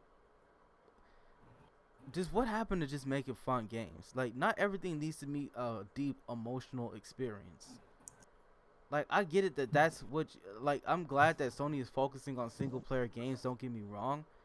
Like I won't knock them for that. They're focusing on single player, which is what we all want. But at some point, we have to focus on like, what the hell is a game anymore? It's like if a game just focuses on being a video game, that's automatically for kids now. Yeah. Do you remember PT, a playable teaser by Kojima? I still have it on my PS4. Remember, like one of the biggest things about that game that people was crazy about. It's like, yo, look at the pictures on the wall. It's photorealistic. Rather than it was like a really good horror teaser. Well, it came out at the beginning of the generation, so I'm not gonna knock it too much for that. I mean, you want to see a visual leap from next generation, from last generation to next generation. You want to see a visual leap for that. So I'm not gonna knock them too much for that, but I do understand what you're saying. It's like people need to focus more on like actual video games again. Yeah, that's facts. That's facts. Yeah. So it's like, what I'm seeing from Sony now is that they literally forgot where they came from and who they are. People think that you can grow out of like simple games like platformers. Like for me personally, I don't really like platformers like that. But like people don't respect platformers no more. You know what I'm saying? Because like usually it's an animal mascot, a Sonic, a Crash Bandicoot, a Klonoa, something like that. You know what I'm saying? So it's like, The only platformers we got nowadays is pretty much the only mainstream platformers we got nowadays is pretty much a Shantae or hmm Crash Bandicoot or Sonic, Yeah, Mario. That's Crash. pretty much the only four we got left. It's like everything else is gone. to I what you're love saying Mario though. Kart 8. I do see a resurgence of like people respecting like kiddie games again because like with the Spyro remake trilogy or whatever like that and the Crash Bandicoot trilogy, like people like are like reliving their childhood and remembering that these games was fun back then and it's still kind of fun now. Right, and I seen like Todd the Tasmanian Tiger make a comeback. They had a Kickstarter. They're Mm, making the original game's getting an HD remaster. So hmm it's like Nice. it's coming on. It's coming to everything pretty much. But Pretty much about the whole kitty thing, it's like I feel like they're trying to project what the company did because like let's look at Naughty Dog for example. Naughty Dog. So they started off with things like Crash Bandicoot and Jack and Dexter, and so I guess gamers feel like they've matured to Uncharted and to The Last of Us. yeah, You know, even like Uncharted, that was kind of like it still had that element of like it still had of that fun and adventure. yeah, fun and adventure, but Yeah, now it's like they feel like everything has to be dark and depressing and dangerous, and it's like, and don't get me wrong, that's cool if you're like if that wasn't the only thing you're trying to do, but it seems that the Western game industry is trying so hard to be mature and trying to be recognized as movies. It's like they're trying to be recognized as like a legitimate medium, that they're trying to throw away everything that made it special, and yeah. they're trying so hard to be mature. It's They utterly forgotten that video games are supposed to be fun. listen, bro. Two things that Americans like: uh, middle-aged white man with a gun and post-apocalyptic stories. They love that Yeah, shit. those are pretty.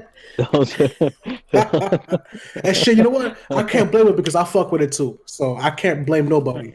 I'm just saying that you can like that and still respect. You know What's what that I'm one that's saying? coming to the Switch? What'd you say? Um, what's that one that's No More coming to the Switch? Heroes? Like, no, it's Japanese. Oh, fuck. It's got some girl on the The like. Switch. She's alone. Alone. Like everything like a wasteland. What the hell? Deadly Deadly something. Premonition. Yeah, that one. Yep. Oh, okay. Oh wait, no, it's not Deadly Yeah. Premonition. That's a different game. Um, fuck. Uh, Like, can you describe it in a different way? it's like it's post-apocalyptic, but it's kind of anime too. I might actually get it. Uh, Is it like shooting? Is it swordsmanship? Like what is it? I think it's. is it God Eater? No, not God Eater. Let me fire up Already the came out. my Switch Yeah. Japanese eShop real Never quick. Again? Is it called Never Again? I don't think so. I think it's called Fuck. Give me 1 second. Well, I'll load it up real quick. yeah. It's on the What? coming soon section. Yeah. When we're while you're waiting, Haruka Black is saying that she pretty much put a quote saying that since I was 10, I read fairy tales in secret and would have been ashamed if I been found doing so long ago. Now that I'm 50, I read them openly.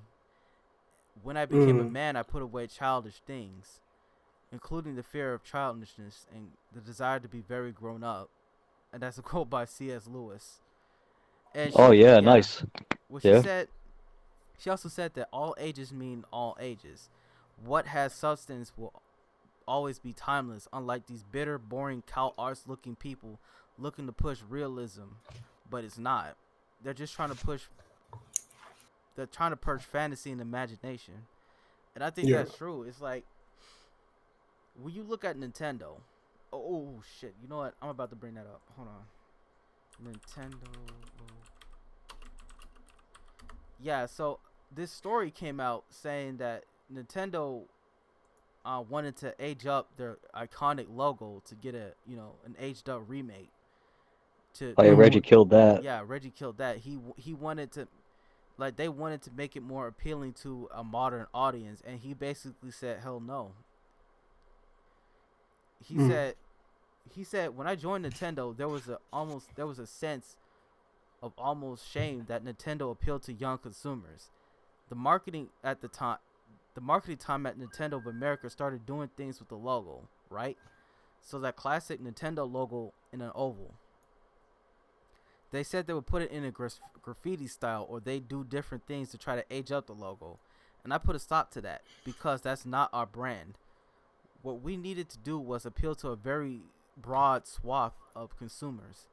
We needed to do so based on what the brand stood for and not in some false way. Systematically, we went through and cleaned up the presentation of the brand, but we wanted to create messaging coupled with the content, and that really broadened the reach. It broadened the appeal, and it set the stage for all the great products we launched, like the Wii Fit, and eventually the Nintendo Switch. So I like the way Reggie did things when it comes to that local because of the fact that it's like some things are just meant to be timeless.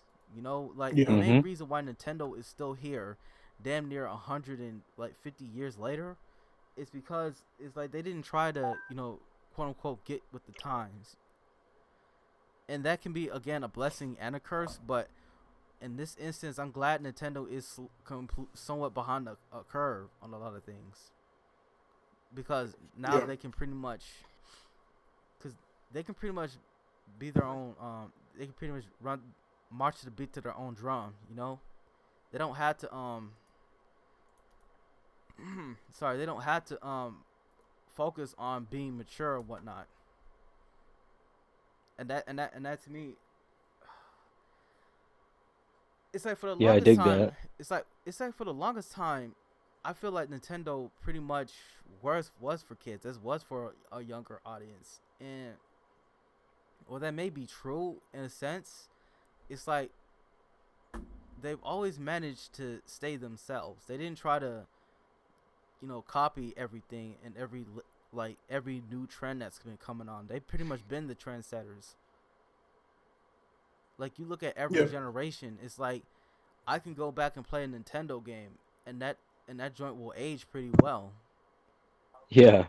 It's like you look at the it's like when you go back and you look at the first Uncharted, it pretty much is showing its age right now, even with the HD remaster. So it's like when you're trying to be so hard to be looking adult, you look more childish than ever before. And that's what I've seen a lot of these, not just these Sony fanboys, but these people who these gaming pundits who think that games don't if a game doesn't talk about politics, that means it's just a useless toy. And I that, don't fully agree with what you said. Like because like if you strive for maturity that you look immature, I think it's just like people just adapt. That's all it really is. It's like it's not really that I'm gonna play childish games because like I don't want to conform to the whole realism and what I'm saying I'm stay true to myself and that's being mature. It's just like people don't care. Look, like, striving for maturity isn't like immature. It's just that people don't care. For maturity, that's all it is. You know what I'm saying? So it's like I kind of disagree with you on that front, but I somewhat understand the thought of I'm gonna still play kiddie games because I'm mature enough to still play kiddie games. I understand the thinking behind that, but it really is just a preference and what you like and what you tolerate or whatever like that. Like some people say, I'm mature because I play Nintendo games. It's like, it's like yeah, yeah, but it's you are like strong enough, or well, quote unquote strong enough, but you are actively playing these games because you don't conform, which is a sign of maturity. Conformity, falling victim to that, is a sign of immaturity. You right, know what I'm saying? So like, and most of the Nintendo fans that I've seen throughout the years, yeah, they don't give a shit what people think about them. which is a sign of maturity. Right. I understand that, but like, I feel like people like people kind of go too far with that. It's just like, yo, play what the fuck you want. It's not that they're immature and they can't see the light of Nintendo games. It's that they don't care. That's all it is. Yeah, so Haruka Black is saying what part of what always appealed to me as as an RPG fangirl is the unique style and flair of. Hold on, she's still typing, but Yeah. the unique style and flair of. Well, I guess she's still typing, but yeah, it's like you have a whole lot of people who've always flocked to Nintendo over the years because of the fact that they've always stayed to themselves. They always been true to themselves. They never tried to, pander to everyone, and I can accept that.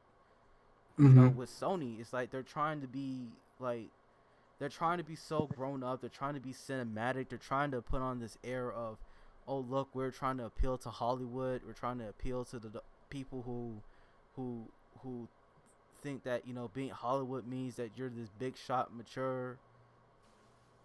These big shot mature titles is like.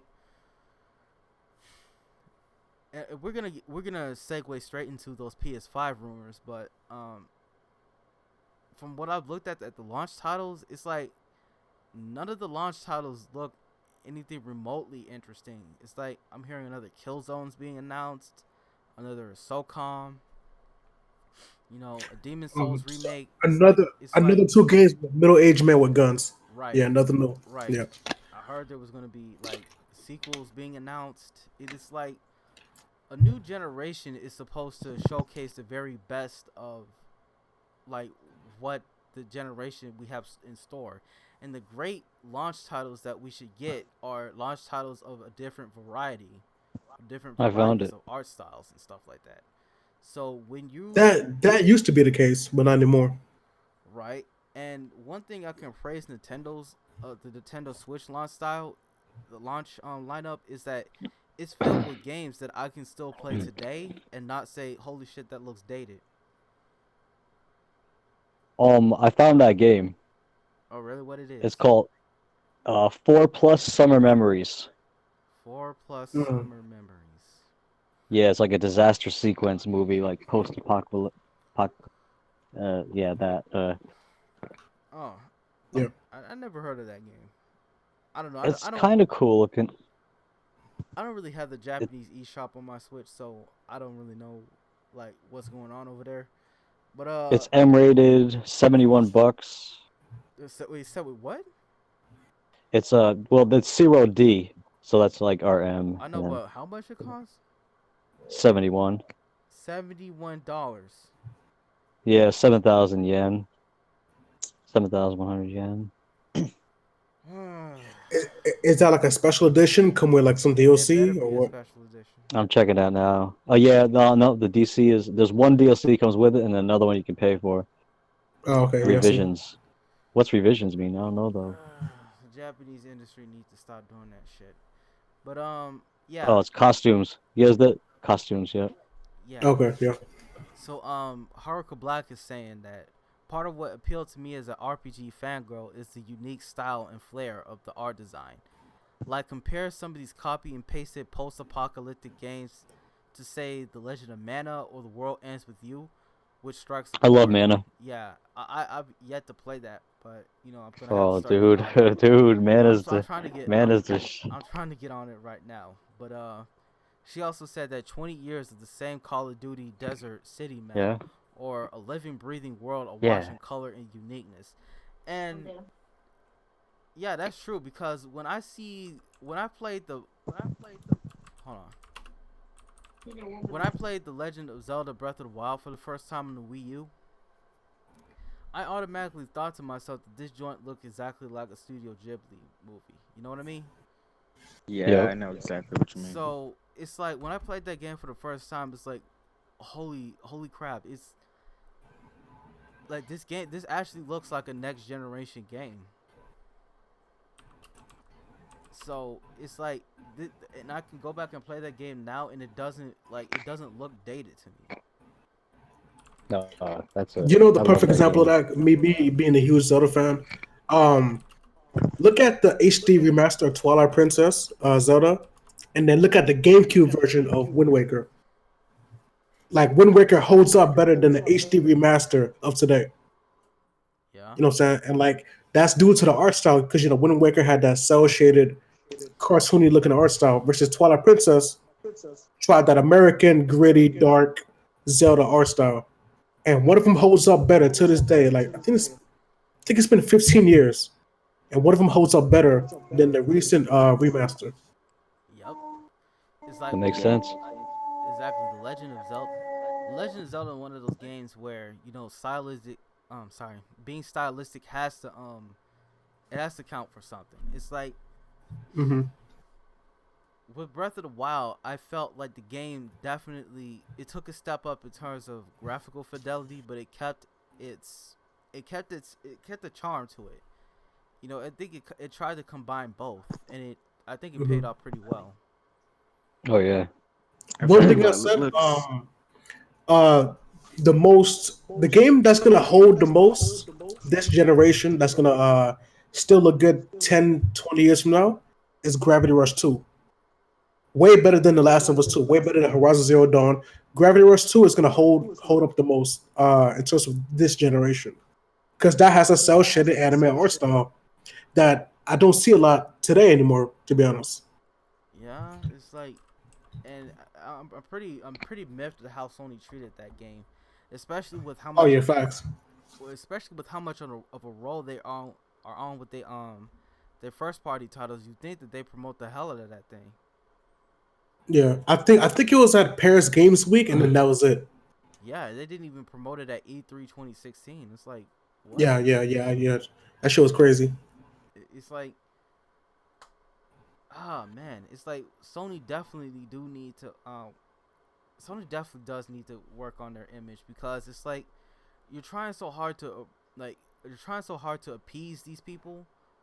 You're trying to appease people that don't even play video games to try to get them to play video games, but at the end of the day, they don't care about video games. Like, Well, you look at could argue the opposite that Sony games are selling better than ever. Horizon Zero Dawn surpassed like 10 million, I think. Uncharted 4 like past 10 yeah, million. but God of War yeah, but breaking records. Spider-Man breaking records. You know what I'm saying? yeah, but here's the thing: like, how many of those people actually finish those games? No. I was just about to say that was my follow-up. I was just about to say that Death Stranding. I think like 23% of people beat the game. You know what I'm saying? So I understand what you're saying, but I'm saying like if they are purely profit oriented, then you can say that what they're doing is working. Yeah, that what they're doing is working. Yeah, It's just the fact that how many of those people Long are term. actually playing the games, actually that's beating the facts. games. It's like because Yeah. I've seen a whole lot. I looked at my trophy scores, and there's still a shocking amount of people who don't complete their games. They don't follow all the way through. It's like whatever you can say about Nintendo fans, they beat their games. They start beating their games. Well, are you sure about that? Because we don't have trophies or anything to prove that. Yeah, but they do I have mean, like they do what they do is they post screenshots about, hey, I beat the game, or hey, I know this about this ending, or you know only things that you would figure out if by playing the game. Or by watching a walkthrough, because a lot of people do that with this whole influencer era, which they're watching playthroughs or whatever. Yeah, I forgot about that. Yeah, A lot of these dudes out here are complete frauds, man. It's like people. growing up, I be all my games, but growing up, I've realized that the new people I talk to, they don't beat their games. You know what I'm saying? And some of them like say it's a difficulty issue. It's not a difficulty issue at all. Some people just want to play a game for 3 hours and then move on. Like my best homie does that same shit. He'd be probably 2 out of 20 games probably. You know what I'm saying? Two It's out of like 20 games. yeah, like he buys games day one, plays with them, fucks around, tinker around, and then he doesn't actually end up being the game. Wow. like this is like my best homie. Like this my nigga. But like he doesn't really beat games like that. He loves them.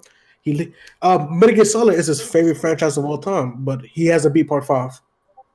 Wait, what game? Metal Gear Solid. Wow, he hasn't beat the game. Yeah. Oh boy. Shit. So like I've noticed that these days or whatever, but part of that is due to fatigue, probably game length, open worlds or whatever like that. Yeah, that's a lot. That's a lot of reason why most people don't finish games because they're too big and bloated. Yep, Witcher 3, perfect example. Metal Gear Solid 5, perfect example. Like why is that game open world? It has no reason to be open world, but they did it. So I guess check a box. Yeah. It's like yeah, I don't know, bro. It's like too many games try to be, these big encompassing experiences, and Yeah. it's like not a whole lot of games focus more on being linear, Mm-hmm. and people think that being linear is bad. You ever seen Ubisoft these days with this little DLC called Time Savers? That's crazy as fuck. Yup, it's I'm like sorry, it's what? DLC. Yeah, what Ubisoft does is that Yeah, they time sell savers. these little microtransaction packs called time savers to make sure that you you get everything faster, so you don't have to grind for it What? so much. Mm-hmm. Yep. What's the point of playing if you're not gonna work? That's Yeah, what I'm saying. yeah. But But here's the like, thing: it's see, like if you the have thing to is, make my homie. Go ahead. the thing is, if you have to make a game, if you have to make a DLC that makes people save time on playing your game, then you've made a pretty boring fucking game. Yo, the thing is, my homie, he puts thousands of hours into NBA 2K, which does the same thing. Like every time you buy the game each year, your character resets, and you need to buy VC to level up your character. Otherwise, you have to grind your ass all day. So like these people are like accustomed to that. You know what I'm saying? Like that is where gaming is headed, which is kind of fucked up. But gaming should respect people's times, bro. Like you shouldn't have to have no responsibilities to beat a game today. Exactly. You can just blow through. I mean, you should just have the ability to just blow through a game. It's like people don't really want to spend time to work to anything anymore. That's why I pretty much play games that I know I'm gonna beat and finish. Because I'm gonna admit I don't have all the time in the world that I used to anymore. I don't to play video games. I don't. But what It's I part of growing up, yeah. Yeah, but here's the thing though. It's like that's why you play video games that you know for damn sure you're gonna finish. Mm-hmm. I can't really speak for everybody, but I say that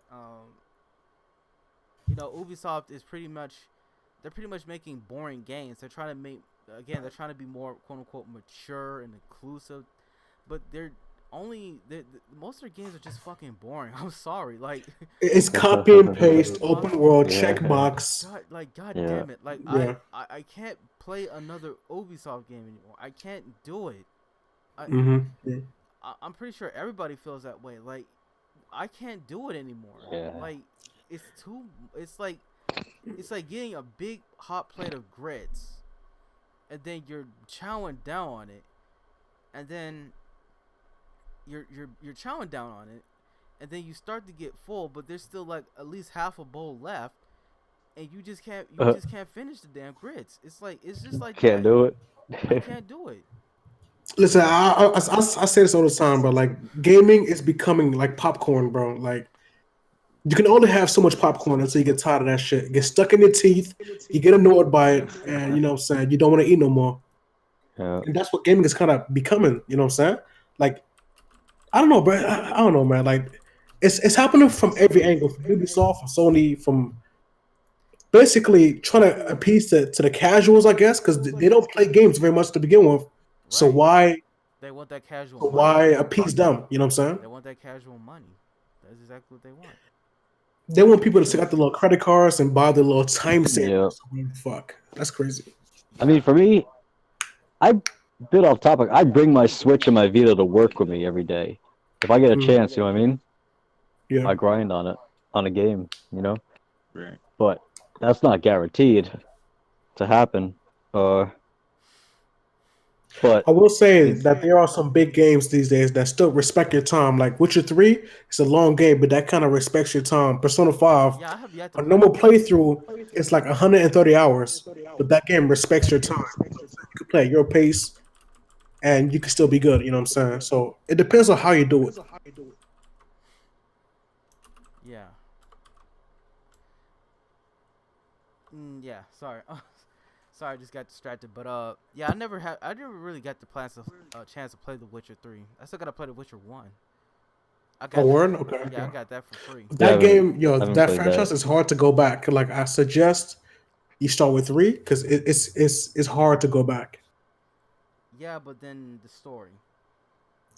The story isn't really that intertwined as far as I know. Oh, really? It's like a revenge thing, right? Someone killed the guy's daughter. Well, hold on. No Mm. spoilers. No spoilers. Yeah, Oh, yeah. sorry. So, That's what I heard. Who died at I never that? played well, it no, either. no, I'm no, joking. no, no, no. I'm joking. But yeah, yeah. With some games that have spoilers in it. I mean, not spoilers, but some game that respects our time. It's like they're single player games. They're not like games by committee. They're games for like they're games made by people who are actually passionate. Like games like Hellblade, for example. That's a game you can finish and be proud of finishing. Anybody play Hellblade? I know what it is, but I haven't played it. The Yeah, schizophrenic I haven't girl, played yeah. it. Ninja Theory, yeah, I know. Uh, you know this on the Switch, right? Is I it? believe it is. Yeah, I it's believe it came out recently. Yeah, it's on the Switch. Switch gets everything ported. They get a lot of ports. I'm wishing they would get PS2 game ports. There's some old PS2 games I really want to play. I heard the PS5 is gonna be backwards compatible, so who knows? Oh, now that shit's Is gonna be that like- fire. Yeah. Is that gonna be like all the generations backwards compatible? I heard that it is. Is it really? Yeah. Huh. I hope so. Okay, so I got a question, guys. Glad you brought that up. In the like 2003, I don't know, there was a Transformers game, Japan only, PS2, which was region locked, right? Mm. Yeah. But Sony doesn't region lock anymore.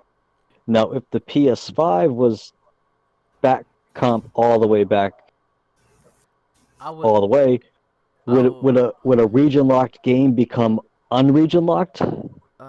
Like I would Like an old have to game? assume so, but I guess it depends on the implementation. Are we talking about digital backwards compatibility, or are we talking physical? I'm talking about like scoring one off a physical off of eBay and popping that previously region locked thing into a now free system. That depends on the encoding on the disc. So Yeah. I have no. So it wouldn't be idea the how that works. system. I have no idea Yeah. how that will work, but I assume that the PS5 is gonna have all of the data it needs to like be all of it. It's gonna be PAL, Japan, and North America all in the PS5. That's the only way that they will work around it. and not only that, from what I'm hearing is that you're also going to get the ability to play PSP and PS Vita games as well, at least the digital. Oh, that's ones. fire. Okay, That's what I'm hearing. That sounds good. Like a port for physical or digital only? Digital, pretty much. Digital, yeah. Your digital library. Yeah.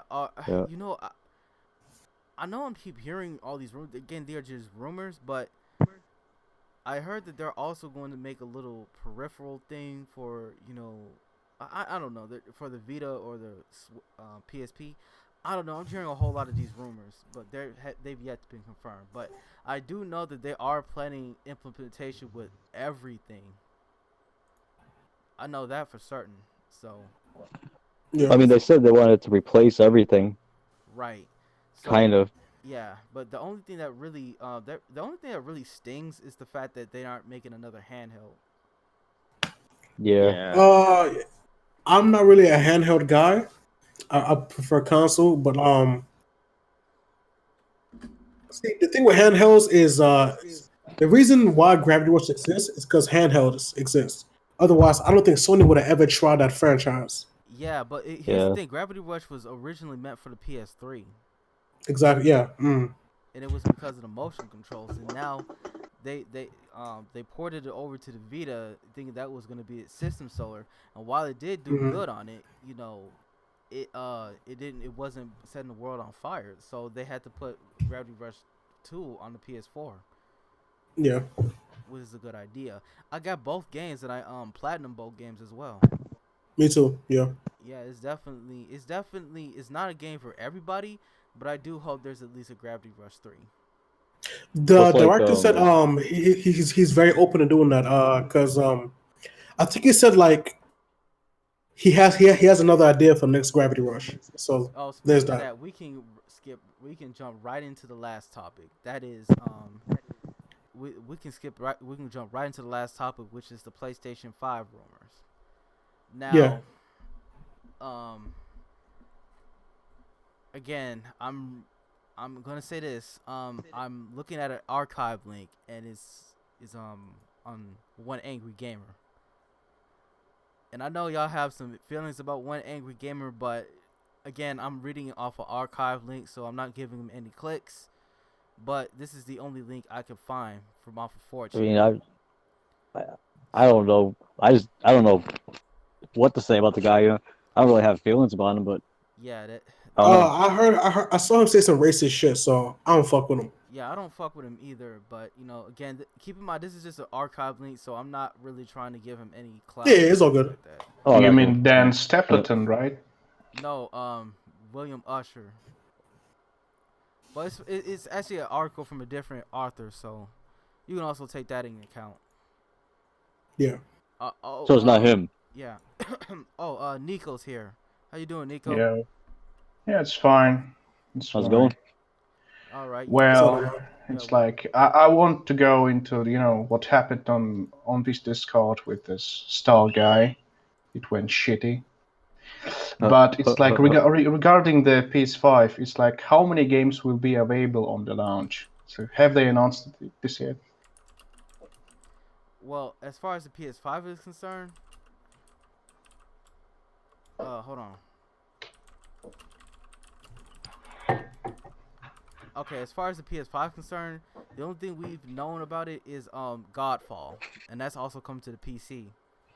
yeah. No, there's not much exclusives right now. Right? Well, actually, we're just gonna get into that. We're just going into that right now. So pretty much, we're gonna read this article. So, with Sony skipping E3 again this year, many have been wondering their plans to bolster the hype for the PlayStation 5, following the disaster that was managed. We them talking about Sony's censorship policy again. We can move on from that. So they basically said from a leaker that Sony will hold a state of play on the February 5th, followed by a second one closer to E3 and a final large event leading up to the PlayStation 5 launch on October 30th. I think that's what it's going to be. So in between these major announcements, Sony will hold two smaller state of plays, which means the game's reference will be likely spaced apart to maintain hype. So according to this leaker, the key features for the PlayStation 5 are including the ability to have 3 games and multiple media functionalities suspended while you play a 4th game. The ability to play different states of the same game running at the same time. In the cloud, you can have as many games suspended as you like. You can also use the cloud to resume a game on your console after months of playing other games exactly where you left off, or of course any other platform through the cloud. Save data, screenshots, video clips can be offloaded to the cloud to free up space in a hard drive. Rigorous amounts of data and statistics for you to view about your games and the platform use. Backwards compatibility for all PlayStation formats. Let me repeat that again. Backwards compatibility for all PlayStation formats. So it might be including the PSP and the PS Vita. And they're going to have more on backwards compatibility. Holy fuck. That would be so amazing. It's would. like if those libraries of the games will be available on PS5, it's like it's a very great deal. But Yeah, that is a great deal. It is a great deal. It's like, here's the thing: if it wasn't for Sony's censorship policy, I'd be more hyped for this shit. Yeah, it's a Yeah. problem for me too. That's a But- major sour spot for me. you lost me now. It's like, what's about that? I haven't heard about this. Oh, it's like a couple years now, I think. It's been going on. I think it's been about 2 years, maybe a year and a half, It 2 maybe. years. started in yeah. late 2018. Yeah. Yeah, Yeah. a year and a half. Yeah. They got funny with Omega Labyrinth Z over the summer, and then kind of it got worse from there. Well, It's they funny didn't get because they I banned thought it. about getting that game, but I did get I heard that it got canceled, and I was like, oh, and then it came it. back, Yeah, but then now it's, it's censored. I'm like, what the fuck? No, that censorship, the Yeah, it sexual was- content, right? it Yeah, was weird what they Oh, did. yeah. Like Well, they banned they banned it from Sony America, but And now it came out on like I'm hearing that Sony dropped the Asia. policy. That's that's what I heard too, but I don't. I mean, if you look at Play Asia, like they're coming soon, like on the Vita section one. I mean, you can kind of believe it. Yeah. That they did drop it, like the stuff coming out on like the pre-orders or whatever, especially on the Vita Mhm. section, which is amazing. They still have Vita things coming at all, but they do. But mostly it's Yeah, visual novels. Yeah. Well, actually, I've seen a few indie games that are coming to the PS Vita as well. Yeah. Yeah, that's. should it depend on the title, because it's like you have a very strange policy on ratings, age ratings. Well, you gotta go It's with like do they censor, for American- example, the games for adults in that regard, or Well, they're it's, just it's mostly targeting Japanese games. Yeah. Yeah. which is a Like- zero like Devil May CERO Cry? system. They got like Oh. A, B, C, and D, and Z. They got Z too. What does it mean? Z. Oh, That's- Z that's is like that's the real shit. That's Adult plus, right? yeah. Yeah. So, Yeah, Well, that's hardcore. Regarding their what they tried before, like to allow people to access all previous games through the PlayStation Now, it's like I want I don't want them to continue going this path, because like not everyone has a stable internet. well, Internet, so you had Oh, that. streaming. Yeah, you have to understand that Sony is trying to run a business here. It's like they really, really do not want to give up that power they have on their exclusive games, which I can understand from a business point of view, because they don't want to be like Microsoft. They definitely do not want to be in the position they're at, because How did Xbox that? is damn near irrelevant at this point. Yeah, no. How Yeah. did you? I mean, How do you even screw up so bad? That's and- oh my God. Exactly, and they're not even trying next generation. They're no, it's weird. Like It's like we're making a system with no games. What? You know, have you been seeing the rumors about Sony games coming to PC? I have, and that really irks me, especially since It does, yeah. Especially since Sony is the market leader now. It's like Hmm. they really shouldn't be trying to do what Microsoft is doing. You don't copy the loser, you copy the winner. Yeah. If anything, Microsoft needs to be copying Sony right now. Facts, Yeah. facts. Yeah, it is. Make me want an Xbox. Exactly. You know what I'm saying? Be competitive, because when you're competitive, we all win. If Exactly, Microsoft like- was actually being actual competition for Sony, we wouldn't even Yeah. be seeing this like little censorship policy right now. Well, we only have Nintendo right now, right? Yeah, Nintendo's Nintendo, yeah, not Nintendo's good. doing that shit. I mean, when Nintendo will censor the first parties though. I mean, they'll censor the hell out of them. Yeah, I have Fire Emblem Awakening, and that was mildly censored, I believe. That's what I heard too. Well, Yeah. I heard they stopped doing that. Oh, even on their Yeah, own Fire games. Emblem Awakening was like way back 2013, maybe 2012. I forget. Yeah, and they fired a whole lot of. They fired the people who were doing that. I talked to this guy in like this chat, on Twitter, and he's like into publishing. Joshua French, you guys follow him? Or he's cool anyway. But he said like the censored version was the newer version, so that's why they chose to give us that one on this Fire Emblem, this Oh, that Fire Tokyo. Emblem Tokyo Mirage Sessions. Yeah, and I heard Yeah, that yeah. game. It wasn't like That game. trying to be like So they weren't. Sony. It was Yeah, they did. like the better version or whatever. Yeah, and it flopped. So I mean, It did. It did. that's what happens. I mean, you try. If Atlas can't be bothered to make a version of the uncensored version of it, then it's like it flopped. It's like you can't really, I can't really fuck with it. You can't really fuck with a game that, doesn't respect its time, like your time, your money. And I'm glad that flopped because that means that they won't do that shit again. So as far as that PS5 thing with the whole suspend multiple games and then go back to it, that sounds like mobile. My phone could do that. I could pull up Fire Emblem Heroes, and let's just say like fucking Dokkan Battle, like Dragon Ball Z Dokkan Battle or Yu-Gi-Oh. Like I could put up multiple apps at once, and then I could resume all of them like whenever I want to. yeah, So I guess PS4 is trying to emulate that with the whole mobile thingy. yeah, but wouldn't that take a whole lot of energy? And you would have to you would have to have like a crazy like amount of 32 gigs of RAM or something. yeah, you would have to get like a crazy amount of RAM to do that. That's even the PlayStation 4 has like 8 gigs, and you can't play like 2 games at once. Yeah. And the PlayStation 5, I'm sorry, the PlayStation 4 Pro I think has like what 9 gigs of RAM. Yeah, as 10, I believe. 10. 10? They added some more. Yeah, 10, and even then you still can't you still can't play more than 1 game on it. So I don't know how the hell they're gonna do that.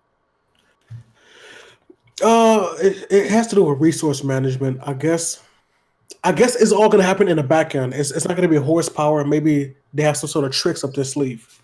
Yeah, that might have to go with the cloud shit. Yeah. Cloud saving, streaming. But that backwards compatibility, that sounds amazing, you know what I'm saying? Because I still play old games to this day. Like I'm playing Final Fantasy VI, you know what I'm saying? So I still play old games to this day, and that's what's up for me. I fuck with that. Yeah, and Sony has the added advantage of having all their games come out on disc. So yeah, you only need a CD player to play these games. So that's good. But it still leaves me like with that X factor on that one game, like a previously region locked disc doesn't become unregion locked. I'm confused assume that about it that. I Think so, yeah. Yeah. Or that, or you I assume that similar to like HDCP with the PS4, there should be a toggle in the menu that says this is now a Japanese PS4 or a PAL PS4. Oh yeah, I did that with the movies. They should have a toggle. Yeah. So hopefully that they can put PSP and PS Vita games on the backwards compatibility list as well, because that would be absolutely amazing. That'd be excellent. If they do that, I'll buy it because I got a lot of Vita games I'd like to see on the bigger screen. You know what I mean? Yeah. But I don't know, man. That censorship policy, that's what's killing it for me. Well, didn't you say that they've now reneged on that and I don't know. they've held back? Here's the thing. I don't know exactly what's what or what's not what. I don't know who that dude was. The guy.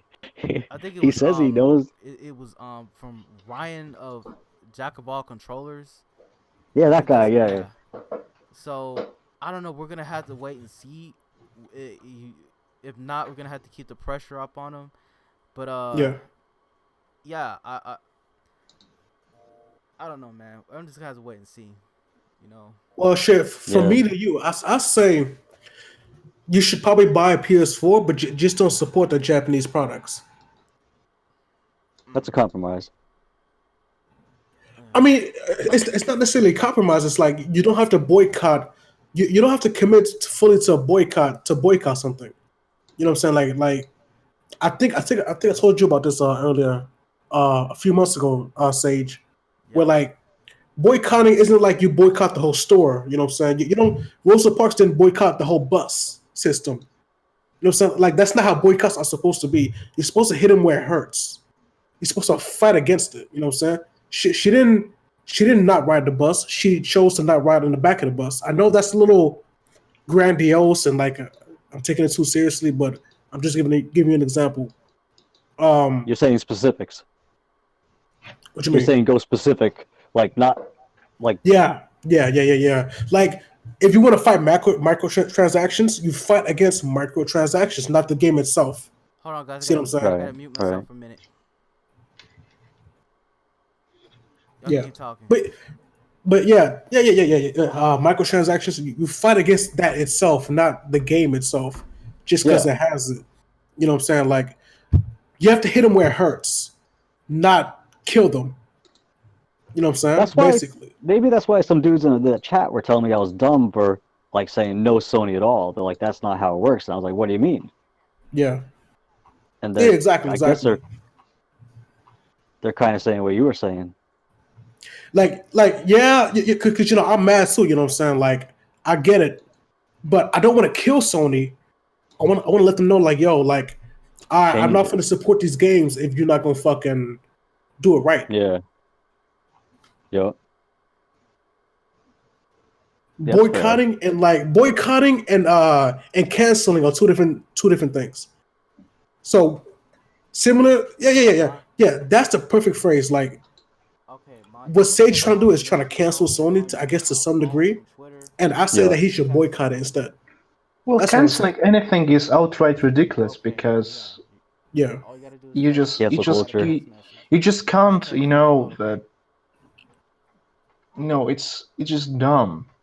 You can't say that certain things are bad and like make people agreeing with you by making great statements, but it's like saying that the company should not exist by just because they do something weird. It does not benefit anyone. Yeah, you should boycott them, but not cancel. I think that's the takeaway from now. Like, yeah, be mad and show that you're mad, but like you can't try to like ruin them. You know what I'm saying? Yeah, but what are you supposed to do then? It's like, what are you supposed to do, because you're giving them money. You're getting like $500 for a product. That's still money. There's still money in their pocket. Well, the only way to punish them is not buying anything. It's like exactly. It's the only option you have available for you now, right? I mean, I got roasted in that I chat. said this earlier. If you hurt Sony if you hurt them in the Japanese market, don't buy the Japanese games then. You can buy look, $500 to Sony is negligible. Like they won't even notice that. So okay, you know what? Buy PS5 used if you have to. You know what I'm saying? They won't get no profits. Buy games used if you have to. They won't get no profits. Yeah. But you have to voice your concern and you have to hit them where it hurts, their wallet. If they see that, all these American games are doing well, but these Japanese titles are selling less than it did last gen. What's the reason for that? They're gonna notice that people are standing up for these Japanese products. See what I'm saying? Yeah. Okay, I gotta. That's why those dudes were roasting me. Yeah. Yeah, those dudes were kind of telling me the same thing. I remember I was watching some guy. He's like, when I was pretty much young, he was a console gamer and he was playing on a PS3, Xbox, and he was complaining that it was like 10 years ago maybe. He was complaining that Sony had a very shitty politics on Japanese exclusives, like that were made for Japanese only market. Mm-hmm. And it's like, I don't understand what the point to just to make them regional lock when people are desperate to play them, and they're making the Japanese accounts purely for the sake of playing these games. Yeah. It's like, wouldn't it be that easier just to make them cross-region? It's like a dumb policy. I got a bunch of Vita games from Japan, and they're all in Japanese. A lot of these games have come out on the Switch in English. Mm. Like I could name them right now, right in front of me. Gun Pixies, Omega Labyrinth. Yeah. Like, Well, if person knows about these games, he'll probably play on the Japanese or English language, right? It's like Dead or Alive. you don't have to, to translate them. For example, into the Russian, Germany, it's like French. You just have to release them, allow people to buy it. Even, it's like even on a high price, it's like you don't have to regionalize the prices. Just allow people to play those games on their current accounts. It's just annoying thing. Mm-hmm. Yeah. For I think example, Nintendo's better about bringing these games. Nintendo's better about localizing these games than Sony is in general. Yeah. It seems like that to me, at least. I can judge from our Russian Nintendo's guys. It's like there was a drama when people find out that Nintendo exclusive in Russia, he just denied the translation or even just release any game that he did not like personally. Even Did if Russia those ban games. Call of Duty? No. It's usually Russia just demand to ban certain missions, or certain parts of the game. yeah, or translate it differently. It's like there's no, because it's taxes. They will get something from their sales. It's like Yeah. they don't want to buy anything. Yeah, I heard Russia. Something about Russia I heard recently about a game. I thought it was one of the Call of Duties. Well, we have a mercenary group that is illegal in our country, and they were fighting in Ukraine, Syria, and Oh, that whole mess. Yeah. people found the video of them killing the two Syrian people brutally, like dismembering them with the knives and sledgehammers, just Jesus. cutting off their heads and then burning the bodies. And What they the fuck? were wearing that The game was like that. All The right, game was like the Call of Duty had this moment when the soldier who wear the same outfit, right? He was trying to kill the boys in the Call of Duty campaign, and people it's like the government was trying to ban the game, because at least censor it, because it's like they are not portraying our soldiers in the right way. And it's like, we saw the fucking video of our soldiers doing this shit. It's like, stop. Don't so the do Russian that. government put a clamp down on it. Yeah, it's like, it's just, they are too hypocritical in this regard. So don't just buy anything that our government's saying.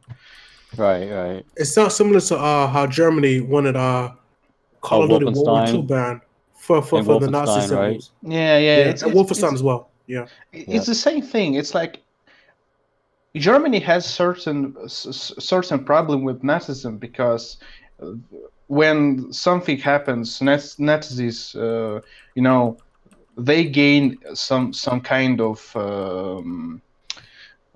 people start to believe the words they're saying, and it's like they have certain problems with Nazis, like that batshit crazy guys. But it's like, I don't understand what's the point of banning the historical symbols. Man, I had one of those guys on Twitter. I had one Nazi guy on Twitter trying to tell me, "Oh, that shit never happened." The other day, I was like, "What? Are you?" Yeah. Well, dude, I was chatting with a star guy in a chat, and he was trying to feed me his red pill philosophy shit. Yeah, that's this guy was telling me. So he's like, "Oh, it was all fake and planted evidence and all this and that." I was like, "Really?" all right, I'm back. Yeah. These neo Nazis have like history all fucked up. Yeah, It's crazy. he was like, Okay, so I'm back. I'm sorry, I had to unlock my Twitter. Twitter's on some straight bullshit, man. Oh, you had drama, it right? usually is.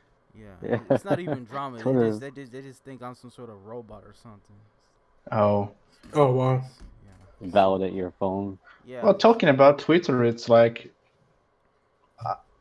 I subscribe to a certain amount of people, and now my Twitter feed is is full of drama. It's like I just can't avoid it. I Yeah, just you're Yeah. gonna have to either unfollow those people then, because it's like Twitter is all sorts of just nonsense. Twitter's a yeah. lunatic asylum. Yeah. For example, there's a guy who is making professional criticisms, and it's like he watches the feels streams, and he's like tweeting. It's like I have 40 messages from him. Yeah, the guy's a It, complete social reject. We know. But I'm gonna go on and read the rest of this article. Sorry, I had to mute myself. yeah, sure, that it's Yeah, like no so problem. from the PlayStation 5 has a on the gaming front, the PlayStation 5 has a lineup for both launch and in development. Microsoft and Sony are in a reporting bidding war. They're in a bidding war to secure marketing rights for popular third-party titles coming out. And Microsoft already secured the rights to Rocksteady's next title. But Sony is reported to having the rights to get the new Batman game coming out called The Court of Owls, believed to be the next Batman title. But Damn. even the leaker doesn't know if it's going to be the final title. So here are the launch titles for the PlayStation 5. Leaked. Again, these are all rumors. A new Killzone title from Guerrilla Games. This title has been very much under wrap for years, and it seems to be a huge departure. Or Isn't it that yet? Yeah. It seems to be a reboot of the entire franchise, and it also has an extra focus on multiplayer. No, I will guess it will turn out like Halo 5 multiplayer. Yeah, it's like probably going to be a competitive. Yeah. Another title is a reported Demon Souls remake from Blue Point Games.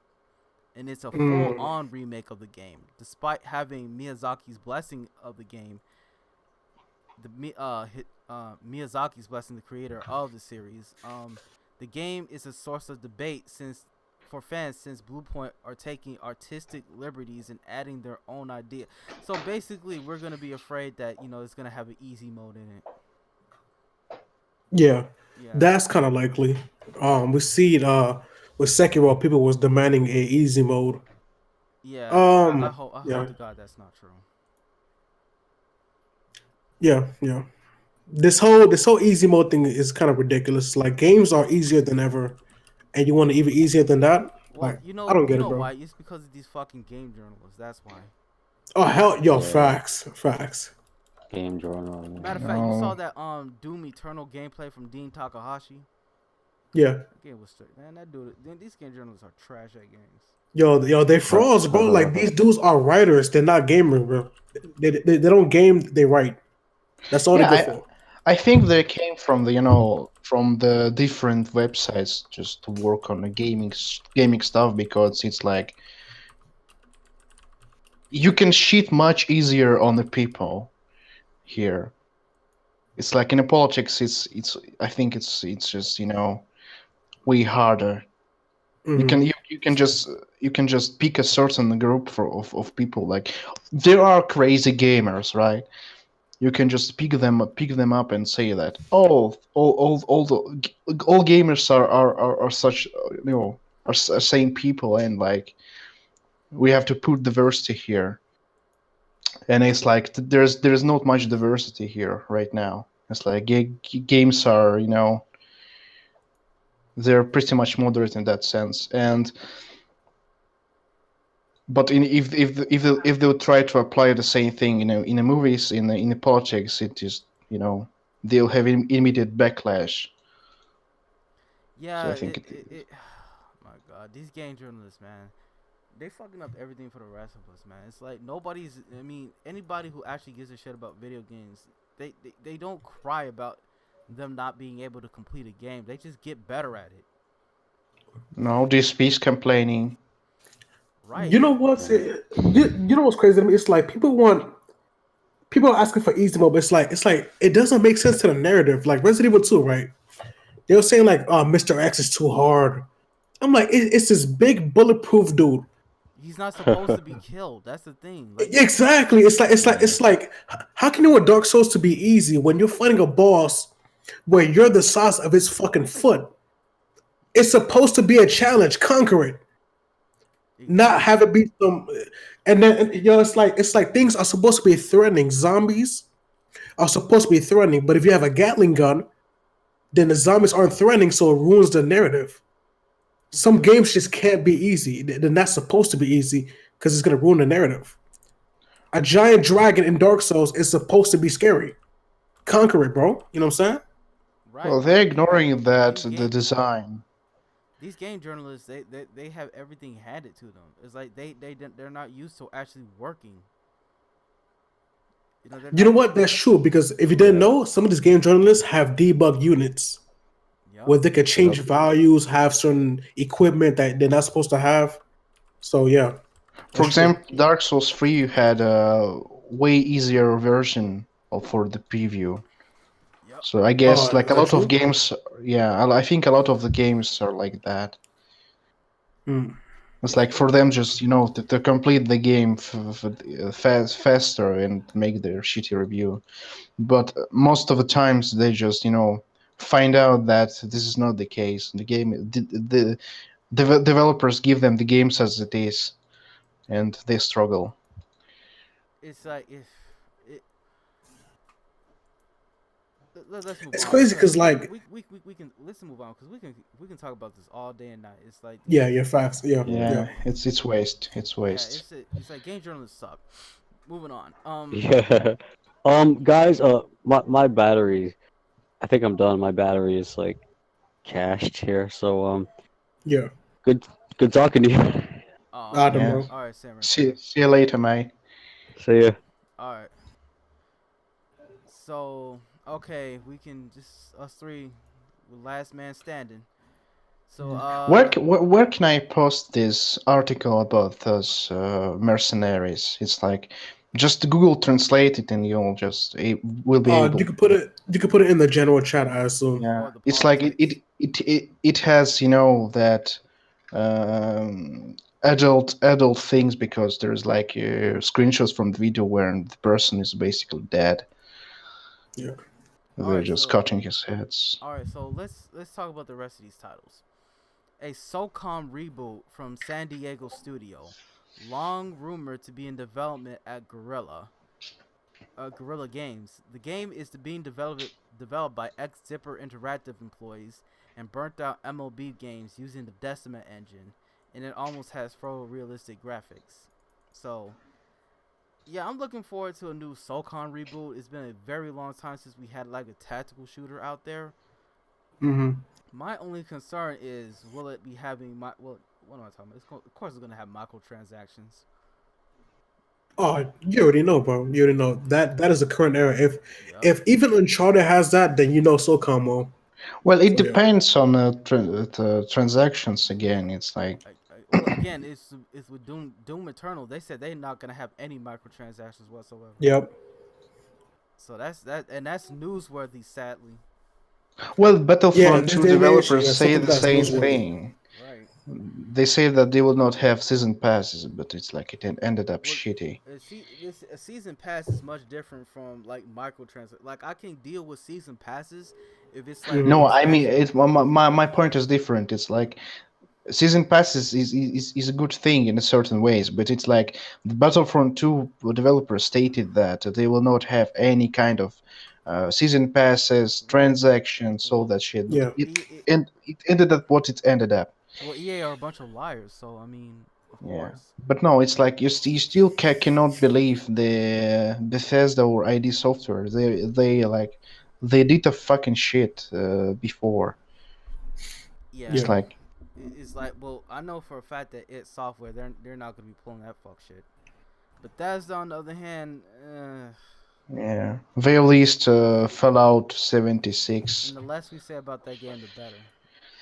Yeah, So Listen, you're talking about SOCOM, but like what I want is like a Resistance 4. That's what I want. but wouldn't that? Give me a new Resistance. Yeah, but they would have to pretty much make it a full-on reboot. Yeah, because of the ending. That's right. Right. So, yeah, they would pretty much have to make it a full-on reboot. It can't even be called Resistance 4, to be honest with you. Yeah. So, ultimately, I think that the SOCOM reboot is cool. I just want it to be just a no-nonsense tactical shooter. That's all I want. Yeah.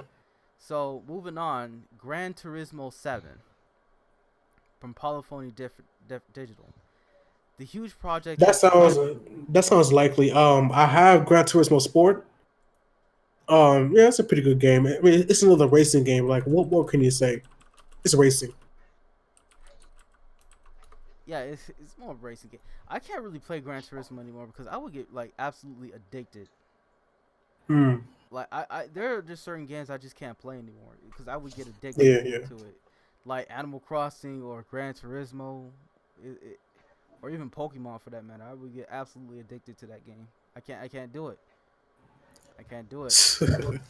But the game is designed to be supported for like 10 years and has more employees working on it than any Sony game ever made.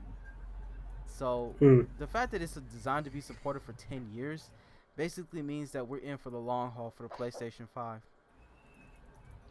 Well, it's like all the time developers are trying to make that certain World of Warcraft clone in certain aspects. Like this game lives for 15 years. They want the same success, but it's like they abandon their project, so very close after the release. It's very hard to believe now. So you said for 10 years, right? I assume that's because like dev cycles too, like they're getting longer and longer.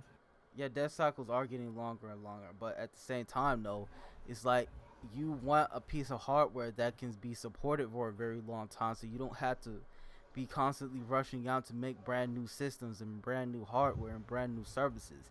You can just go out there and just boom like that, and just keep making games for a current piece of hardware. And I think that's a good thing overall because game developers can have more breathing room. Yeah. There's certain people say that, for example, I had a discussion with a star here before when the shit did not hit the fan. Like when he stated that, for example, the current hardware is there's holding developers back. It's like there's still that opinions goes leaves. What can you say about that? Yeah. So let's move on to yeah, let's move on. A new Ratchet and Clank game from Insomniac Games. It's the start of a new trilogy and a sequel to the Future series. Oh, that's nice. And the game has been in development before the 2016 remake was released. And this game sees the return of space exploration, hover boots, and competitive competitive multiplayer, which could be free to play, but it's still being decided. So, what y'all think about the new Ratchet and Clank game? I don't really like Ratchet and Clank like that. I played like two of them. Listen, man. I played Quest for Booty and Going Commando. Oh my. I'm not really a platformer dude like that, so I mean it's cool. Like diversity. That's what's up. I fuck with it. Listen, I fuck with Ratchet and Clank since the beginning. That Yeah. game, that's my aesthetic. Yeah. Yeah, Actually, funny enough, I have the most recent one. I bought it day one, and I never opened it. You should. It's about time. Shit, it's too many games to play, bro. You know what I'm saying? I know that, too many games. but that game though, like Ratchet and Clank is one of them games that you can't. Ratchet and Clank is one of those games you can't like. It's one of them platformers that literally brings back the spirit of like the 3D platformer. You know what I mean? Mm-hmm. And it's just it got a lot of cool weapons in it, a lot of cool modifications of weapons and shit like that. It's like, yeah, man, I'm excited for that multiplayer though. If it can play just like Ratchet Dreadlock, I'm all for it, man. Cause that I think I tried that for the PS3. I think. Yeah. Yeah, I tried that. Yeah. Yeah, the Ratchet Jetlock is one of my favorite multiplayer games of all time. That That's what's up. if I can get that if I can get that type of multiplayer back, man, it might nudge That's, me a little bit to that PS5. I'm not gonna lie. okay. Okay, so moving on to the next title. A new multiplayer title, Project Vanguard from Remedy Entertainment. Sony is planning to acquire Remedy based on the reception to this game and a few other variables. In terms of this game, think of a cross between Control, Star Trek, and the film Gravity. Mm. Now, I'm not gonna lie, like most of Remedy's games are kind of mid at best. Like I liked Alan Wake. I Quantum Break was a little but I liked Alan Wake. I got Alan Wake for the PC, but it's like I've yet to play it. Mm. So it's Yeah, Remedy games aren't remarkable in any kind of way, but I feel like that they can get to that status if they make enough games, you know. yeah, they can, but it's like they've been making games for almost 20 years now. It's like Mm. Yeah. they've been making games since like Max Payne. Oh yeah, that's right. That's right. Yeah. Right. So it's like uh man, I don't know, man. It's like I think Sony would be in the wrong for like buying Remedy games. That's yeah, that I can't no. I'm I just sorry. want Sony to acquire like something like Japanese, bro. Like enough of this middle-aged white man shoot 'em up games, bro. Like, Well nowadays this is middle-aged white women shooting up games. oh, that's facts with Control, yeah. Yo. But like as if we don't have enough shooters on PS4. Acquire something different, bro. I know. Acquire like level 5 or like you know what I'm saying. Yeah, but it's like with they little policy, it's like you don't want them to have any Japanese developers. It's like That yeah, that's uh, facts. that's, you gotta think of the long term, man. But who knows? Um, let's move on. Nico, you still there? Yeah. Yeah, you not sounding excited for these launch titles, man. Nah, it's like I'm more into the, specific games. It's like Well, I this can't say what they are, but it's like I need to see them first. yeah. So you might be interested in this next game. What The it was next about. launch title is Wild from Wild Sheep Studios. Oh, I remember that. I remember that. Yeah. Back in 2017, the game was a complete mess and lacked direction with Michael Ancel, Michael Ancel, the guy who made Rayman. No, it's a survival game. Yeah, devoting more time to Beyond and Good Evil 2. He's still on board in just a lesser capacity. But the game has switched to the Decima engine and will be on PS4 and PS5. A lot of these games are using the Decima engine. Like, damn. Yeah. Like, I've noticed all of these games, like these launch titles, they're using the Decima engine. It's like, I mean, ever since like Horizon Zero Dawn, it's like the Decima engine, man. That's been the go-to engine for like most of these developers now. Well, it's like it looks interesting, but it's like if you play this game in a multiplayer on some certain server, it's like the player customization might ruin everything. It's because you're walking in the forest, you're surviving, and it's like you see some guy who made a midget, who has pink hair, he's running across the forest and screaming like yeah, yeah. It's like it ruins everything. Yeah. I saw this in Conan Exiles, and it's like It's like with the I don't know, man. It's like with these like survival games, man. They just sound boring to me. It's like, why would I play a video game to survive?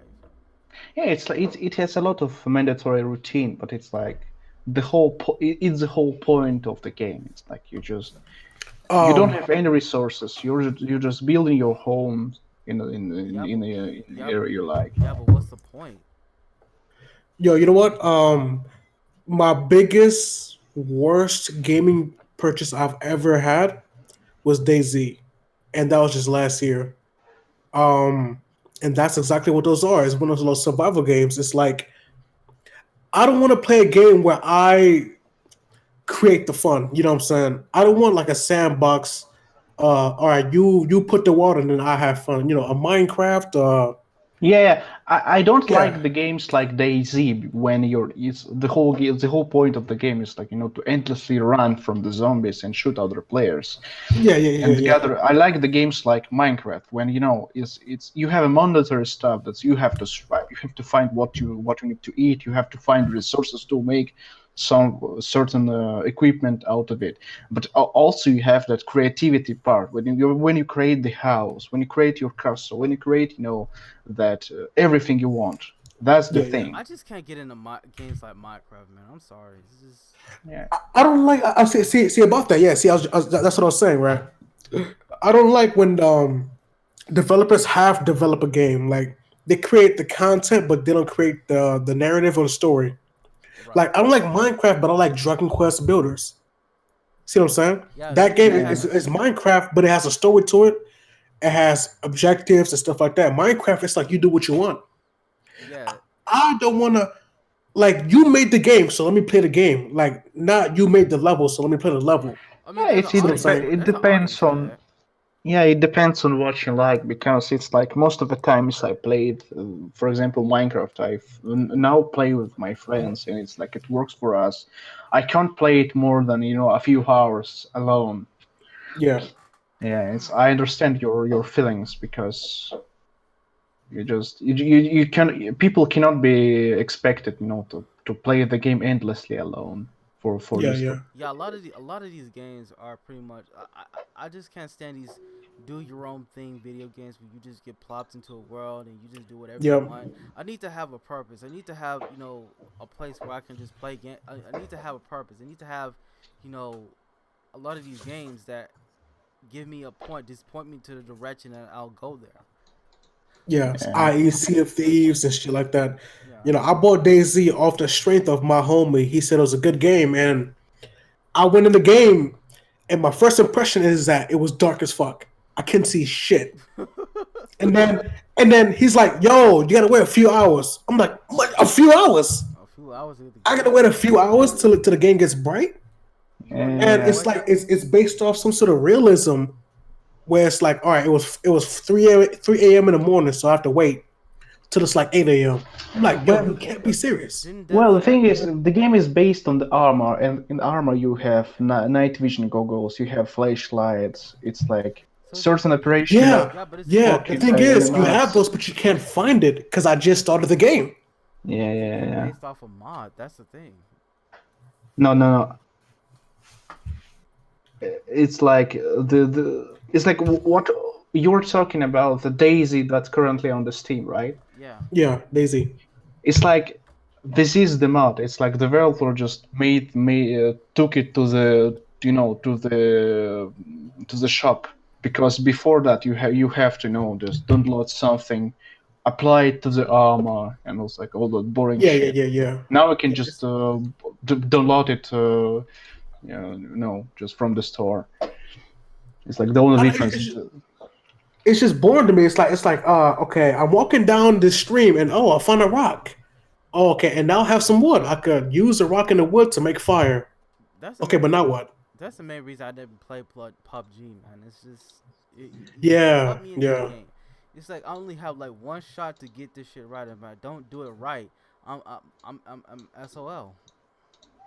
Well, the whole Yeah. point of the game is like you just walking around doing nothing, and all of a sudden you find, for example, the gun, and it's like now you have certain amount of power in your hands, and for Yeah. example, you walk into the street, you see that five players that that they're just wandering around the street, and it's like the game is about those kind of moments where you just don't know what to expect from those people.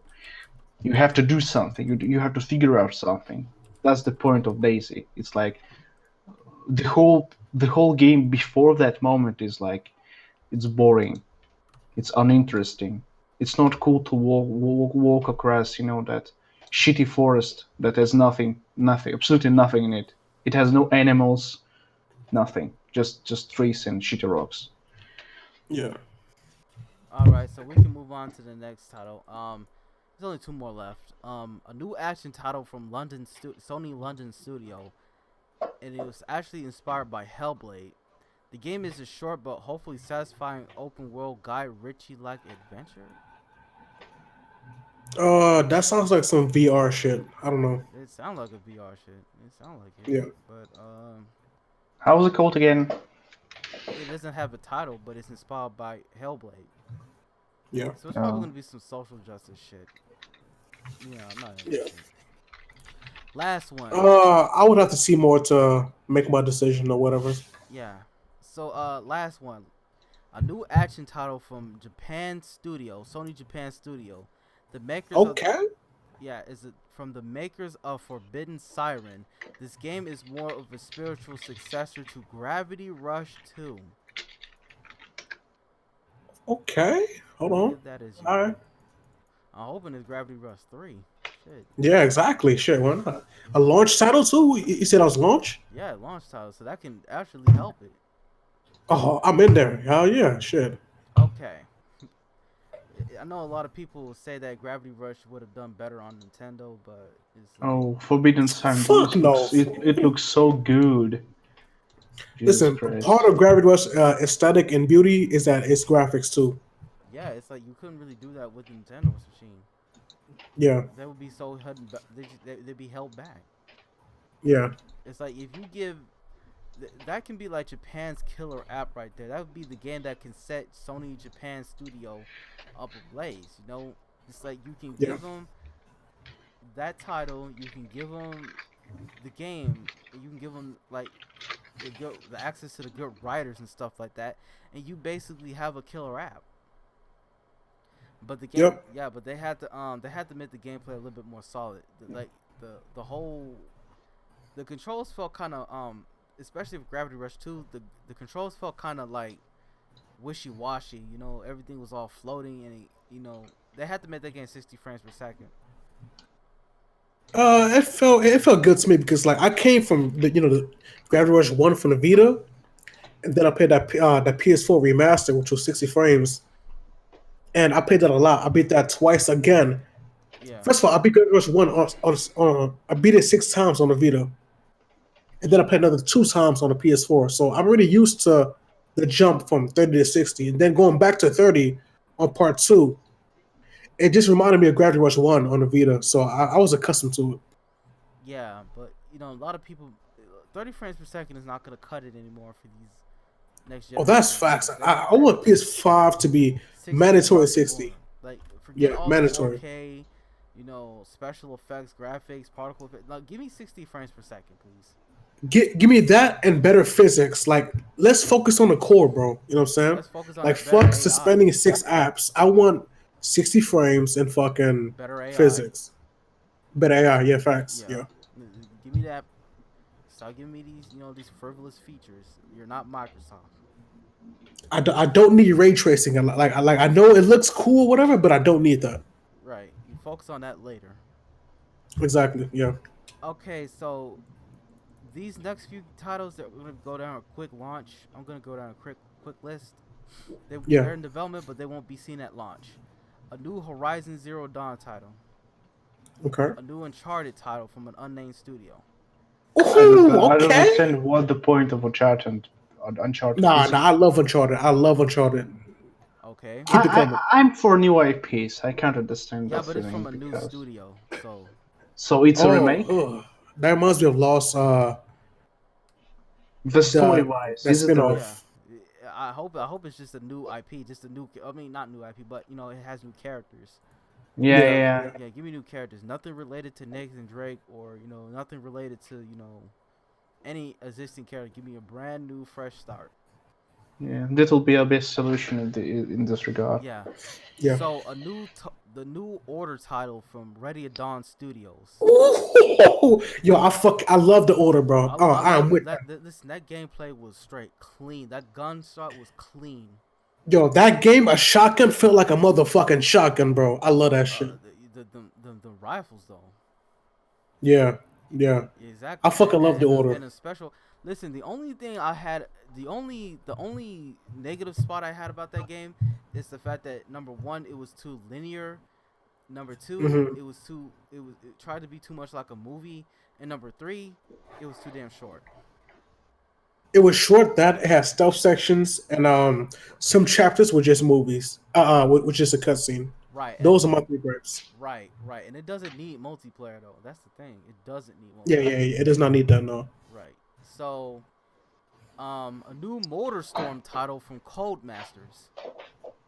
I never played this franchise, so listen, MotorStorm. I know it has fans, so I'm happy for them. MotorStorm's a shit, man. Yeah. So, a new Spider-Man title from Insomniac Game coming in 2022. Okay. Again, the old AP. It's like not cutting. Spider-Man. It was clean, but it could have used some more polish and more. It could have, because Batman Arkham City was good, but Batman Arkham Asylum was good, but Arkham City was that shit. You know what I'm saying? So it deserves a sequel. Every game deserves a second chance. Right. But Spider-Man though, I think it's kind of better than Batman Arkham. To be honest with you. Oh really? It is. Okay. And all because it's more fast-paced. It's more. You know, it just feels better. The controls just feel better. Okay. Okay. A new God of War title from Sony Santa Monica Studio. Another God of War. 2022. And a new. So. Go ahead. And finally, a new Fumito Ueda title from Gen Design, 2022. Now, if you don't know who this is basically the guy who made Shadow of the Colossus. Yeah. A new The Last Guardian, Ico. Yeah. So that's always a treat. Ico is one of my favorite games of all time. I fuck with that. I prefer that over Shadow of the Colossus, and I know I'm in a minority, but yeah. No. Go ahead. I mean, I personally think it's interesting what he has to pull out now. So. Yeah, I actually hope that we get an Ico remake with all these damn remakes. Oh hell yeah! Like we got that Shadow remake. I wanted that Ico remake too. Exactly. Yeah. So I guess that is it. We'll see if we can hear more on February 5th, which is next week. But yeah, we might have to. But yeah, this PlayStation announcement. How y'all feel about this? It's doing a lot of things right. Like I said, I just want 60 frames, and I kind of want a confirmation on that censorship issue. Those are my only 2 gripes. Like I want 60 frames, and the censorship. Other than that, like I sound hyped for it. Yeah, I'm hyped for it too. I would like to see a new Infamous too, if they have that in the pipeline. It's far better what I expected first. Yeah, it's a lot better. I'm still only buy this console if they will allow the backwards compatibility with PS3 at least, because it's like I want to play PS3 games, but I don't want to buy PS3 right now. Mm-hmm. And my PS3 sounds like a jet engine, so I don't want to bring that back. You know what I'm saying? Yeah. Yeah, sounds like. Yeah, I still have my PS3. It's still working fine. Yeah, mine still, yeah. It's like, what would be easier for them to port every existing game from PS3 and PS2 on new consoles, and just allow players to play that when the new PlayStations come out, or just allow us to play these games in a backwards compatibility? Just do something with it. Mm-hmm. They might have to depend on the cloud for that. Yeah. No, they already that PS Now is going to be a big integration with the next PS5. Yeah, they already have PS Now, but it's like it doesn't work properly. It's like there's like 1 second delay for me. I know that, but the PS Now might actually work with the disc, because a large majority of PS3 games are on disc. I mean, on the PS. Yeah. So what's gonna happen is they're gonna somehow use PS Now to sort of be able to play PS3 games. Not from streaming, but to unlock the game on it. Oh, you mean on the locally? Yeah, locally. Oh yeah, if that's it's if this is the way they will go, it's like okay, but it's like if they will try to push this shit, like online streaming on your console or on your PC, it's like it doesn't work. It's like we need a stable internet connection first. A I've very had good. PS Now for 3 months, and it worked pretty good for me. But maybe if you're from another country, I can see how that can be kind of Yeah, messed up. it's like I got stream from the I guess from European region, Yeah. and if like if it's French, for example, it's like it's still we have a great distance between us. Hmm. It's like the ping is like 100 at best. Yeah, that's pretty bad. Yeah. I beat Sonic Generations on a PS Now, and I beat Resident Evil Code Veronica X on How a PS Now. how in the hell are you able to play Sonic Generations at 30 frames per second? I know. I rebought on PC, and it feels 100 times better. But I did it. You know what I'm saying? Well, Shit, it worked shout out. out to you. Yeah, shit, it worked out for me. Yeah.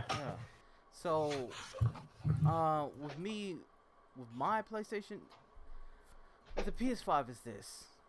I would be so much better if it wasn't for Sony's censorship policy.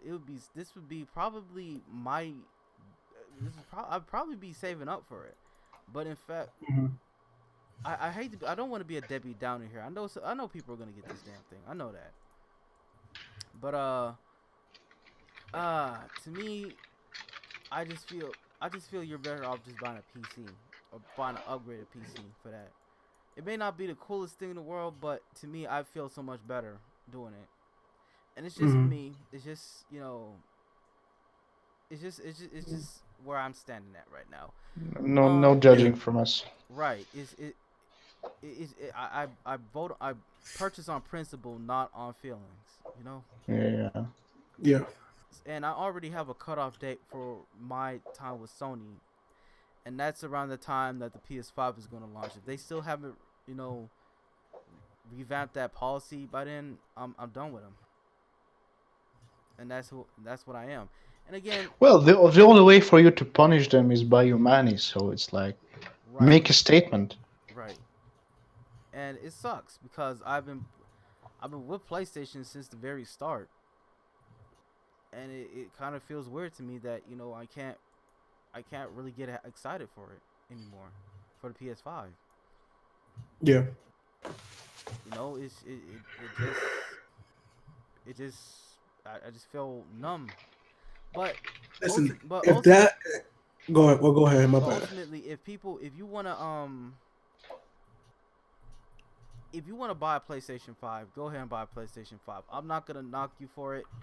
You do with your money what you want to do. It's just not. I just can't do it. Yeah. I was gonna say, you know what? Yeah, that doesn't sound crazy because, like, yo, like, there's other sources of gaming. So if you want to boycott the PS5, then more power to you. You might not be hurt as much as you think you are. You know what I'm saying? Like, you might be just fine on PC. So go ahead. Why not? Right, and there's also the rumors of the Nintendo Switch Pro coming out. So Okay. Yeah. I might have to spend more money on that, really. But Now, see, I would get all my Japanese games on a Switch if it had achievements. I would definitely do that. But I have to go with PC for that. yep. Um, another thing I want to say, I've seen more people talking about the PS5 than the Xbox Series X. What y'all Hmm. think about that? It shows where Well, Microsoft is right now. Microsoft is in the shittiest spot of gaming. Mm-hmm. Microsoft, it feels like Xbox is like where the Wii U was. It's just getting shit on, Yeah, but and they deserve it. at least the Wii U had games. Yeah, exactly. It It had did. It did. exclusive games. It did. It did. And Microsoft deserves that. PS5 showed a logo, but Xbox showed the console. But PS5 is still getting more talked about. They deserve that. Right. If Microsoft doesn't want to try, then they deserve to get shit on. Right. It's like we haven't heard any new launch games from them, and the games that we are Hellblade hearing from 2. them, Hellblade they're 2. coming to PC. Oh yeah, that's facts. Yeah. So I mean, what the hell's the point of be buying an Xbox then? Microsoft does little to convince anyone to buy an Xbox, like for real. I think they want more people to buy that damn PC. Basically, yeah. But here's the thing: why would you even They've waste? made the console look like a PC, so yeah, that's facts. So what's the point of even buying what's the point of them even making one? Well, for me, for example, it's like I don't like the Xbox 360 when it came out because it's like to play online you had to buy the gold shit, and the same shit would have happened on Xbox One. It's like the PS4. It's like they have PlayStation Plus, but it had It had more far better. value. Yeah, they have far more And games that I personally like. and even the Nintendo Switch online service, they basically have far better value by giving you those downloadable games. You know, those free downloadable games like the SNES games and the NES games. And I heard that this year they're putting out the N64 games as well. Mm. So And it's like you must understand that here we have far more. We know PlayStation far more because it's like when the PlayStation 1 came out, people were playing in PlayStation 1 and the Dreamcast. It's like the Xbox. It's like only only certain amount of people owned the Xbox original. It's like it was not popular here, so it's like that's the problem. It's like Microsoft they need to be more appealing to everybody outside the American living room. yeah. It's like that's why we Russians are not familiar with the Halo series, with the Gears of War series. It's like people are starting to get it now because it's like we had Xbox 360. It's like on launch we had the Xbox One on launch, but it's like it's new stuff. People prefer the PlayStation naturally. And not only that is like they don't have enough titles. Yeah, They don't yeah. have enough first party titles to diversify their lineup. Even the Gears of War, the exclusives, they came out on a PC. It's like at very least first part of the series on a PC, and the fifth part of the series on a PC. It's like Honestly, and honestly, more I people don't. are excited. Honestly, more people are excited for a Nintendo Switch Pro than even the damn Xbox One X. I mean Series Yeah, yeah, X. yeah. Hmm. So I can't. Nintendo works hard here. Yeah, I can tell that. yeah, you can respect that. They work hard. So I think it's like, man, I would be so much more comfortable if Microsoft was actually planning to be competitive, but none of these companies are trying to be competitive anymore. They all want to be. They all want to hold hands. They all want to sing kumbaya. They all want to do all this and that. It's like when these companies start competing for our dollar, when they actually Yeah. try to do like things to undercut each other, that's when they start to do things to try to undercut each other. That's when we benefit. We don't Well, benefit. it's like right now it's like the only solution for this is like for the fourth competitor to come out. Like Google Stadia fucked this over. It's like no one can deny that. It's like we need another competitor, Yeah, to start. but who's gonna break in though? Uh, The only fourth competitor I can think of is Steam. Amazon tried and they failed miserably. Google tried and they failed miserably. Yeah, the fourth platform is probably gonna be PC. We've heard Sony say that their competitor is not Microsoft, that it's PC. Sony we came have out with a statement and said that. we have a very rich company here in Russia called Mail.ru. They own Facebook, they own Instagram, I think they own TikTok. So it's like big sites on the West. They own that. They have a lot of money here and there. So it's like if they decide to come out on the console market, it's like they can do something. They can pay the developers to make new games. They can buy the already existing developers for them to know to make something for their consoles. But it's like it depends, because now they are trying to get into the mobile market, or to make MMOs, RPGs. It's Yeah, like, yeah. Yeah. The only way a competitor is actually going to come out, a fourth competitor is going to come out, is if they come out at the main from one of the main countries. That's Japan, North America, and yeah, yeah, Europe. yeah, That's yeah. the only way. That's the only what's gonna happen, and it's not gonna happen because the big three are too entrenched. Yeah, yeah. So ultimately, I hope everything goes well. I hope everybody has a great time with it, and I hope everybody enjoys themselves. Personally, for me, the PS5 is going to be a must wait. I've waited a year for a PS4, so I don't mind waiting a bit longer for a PS5. And hopefully Sony Yeah, does yeah. do the right thing on their policy. So, any last words? Any last words before we Shit, sign nah, off? man. I'm good. Yeah. Haruka Black says that yeah, always wait at least a year so the roster gets beef up and the initial bugs are patched out. So that's facts. Yeah, yeah, yeah. Always wait. That's the great solution here, because you don't have to hurry up yourself to buy a new console. It's like Yeah, you will play all those games for the first 3 months, and like later on you'll just do nothing with the console. yeah, video games are not mandatory. Yeah. They never are. So ultimately, I'm probably just gonna upgrade my PC. That's what I'm gonna do. Yeah. Yeah, that seems to me that I'm just gonna use that money to upgrade a PC. Yeah. So But shit, I'm getting my PS5 day zero. Shit, I don't care. yeah. Oh my god, you selling out? Listen, man. I need my games. Shit. I need my games today. Ah. It's a luxury. I understand that. But I want it today. You feel me? I hear that, man. Yeah, I hear that, man. I'm just, if somebody wants to gift me a PS5, I'm not. Oh, okay. I wouldn't technically, I wouldn't technically. So you got a conditional boycott. I see you. Yeah, it is and it's Come not. on, bro.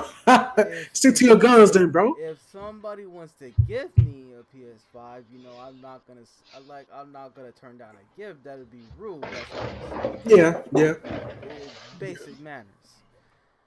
Well, I'll be I feel the you, though. PC peasant for next year, so I'm waiting for the 343 Studios to release all the Halo games in the Master Chief Collection on Steam. So By the way, do you have a Nintendo system? me? Yeah. No, it's like my friends have, and it's like it's too pricey here. It's just Oh, how much is it? they roughly want us to pay $50 for the game. It's like 300, I guess, for the consoles itself. It's like it's too much. They're asking too much from Russian people. We don't have the same economy. $300. Yeah, What about something like that. I can't tell. It's like, what about a Switch Lite? oh, let me check this out. Because that's actually cheaper than the original Switch. Купить. Hold on a second. Well, it costs roughly 16,000 rubles. Let me check. Рубли в доллары.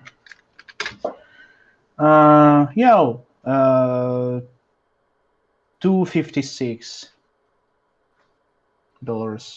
Oh, what? That's not that bad, but dang. Well, it's like, a lot of people have the payment, like, roughly $300, 350, 400. It's like it's not a good thing, just to buy something when you will be left with nothing.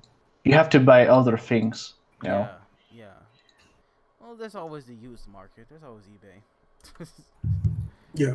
Well, Hey, eBay, no eBay disrespect though, but works. I have to go pretty soon. So, Well, you no, know what I'm we're saying? Do just we got about any to. more topics? Well, no, we're just about to wrap up. So, Okay. Yeah. all right.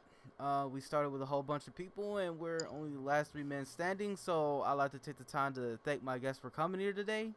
You guys Yeah, wanna thanks. promote anything, son? Yeah. Mm. Sure. You know what I'm saying? It's your boy Lord Jermaine. You already know who it is. You feel me? Yeah. Nah. I'm gonna start a YouTube channel really soon. It's gonna be about anime. So I'm gonna just talk shit about anime. So if you fuck with me, come fuck with your boy Lord Jermaine. You feel me? So you can fuck him up. All right, Nico. You know what I'm saying? I appreciate the invite. Yeah, no No, problem. No I have problem. nothing to promote. I'm just a guest. Just Okay. speaking. Okay. So this is This is sorry. This is a pot. Sorry, can't speak. Way to end the podcast. So I want to thank Haruka Black, special guest here. So she couldn't make it here today, but I just Yeah. want to credit her. You know, she's welcome here anytime. She's welcome on this Discord. And you know, I like to speak for those who can't speak for themselves. So thank you Haruka for coming in, speaking your shit. You know, if you can hear this, you know, you're always welcome here. You're always welcome in the Discord. So we're gonna end it right here. Thank you guys for listening. You know, if you guys want to check out this podcast, you can go to Black D Gamer. I'll probably be streaming more in the upcoming days. I had to do some stuff real quick. I had to do some personal things, but getting back into the swing of things. So yeah, I guess I can just end it right here. So okay, guys, thank you for listening, and I'll see you next time. Peace out. Yeah. Bye.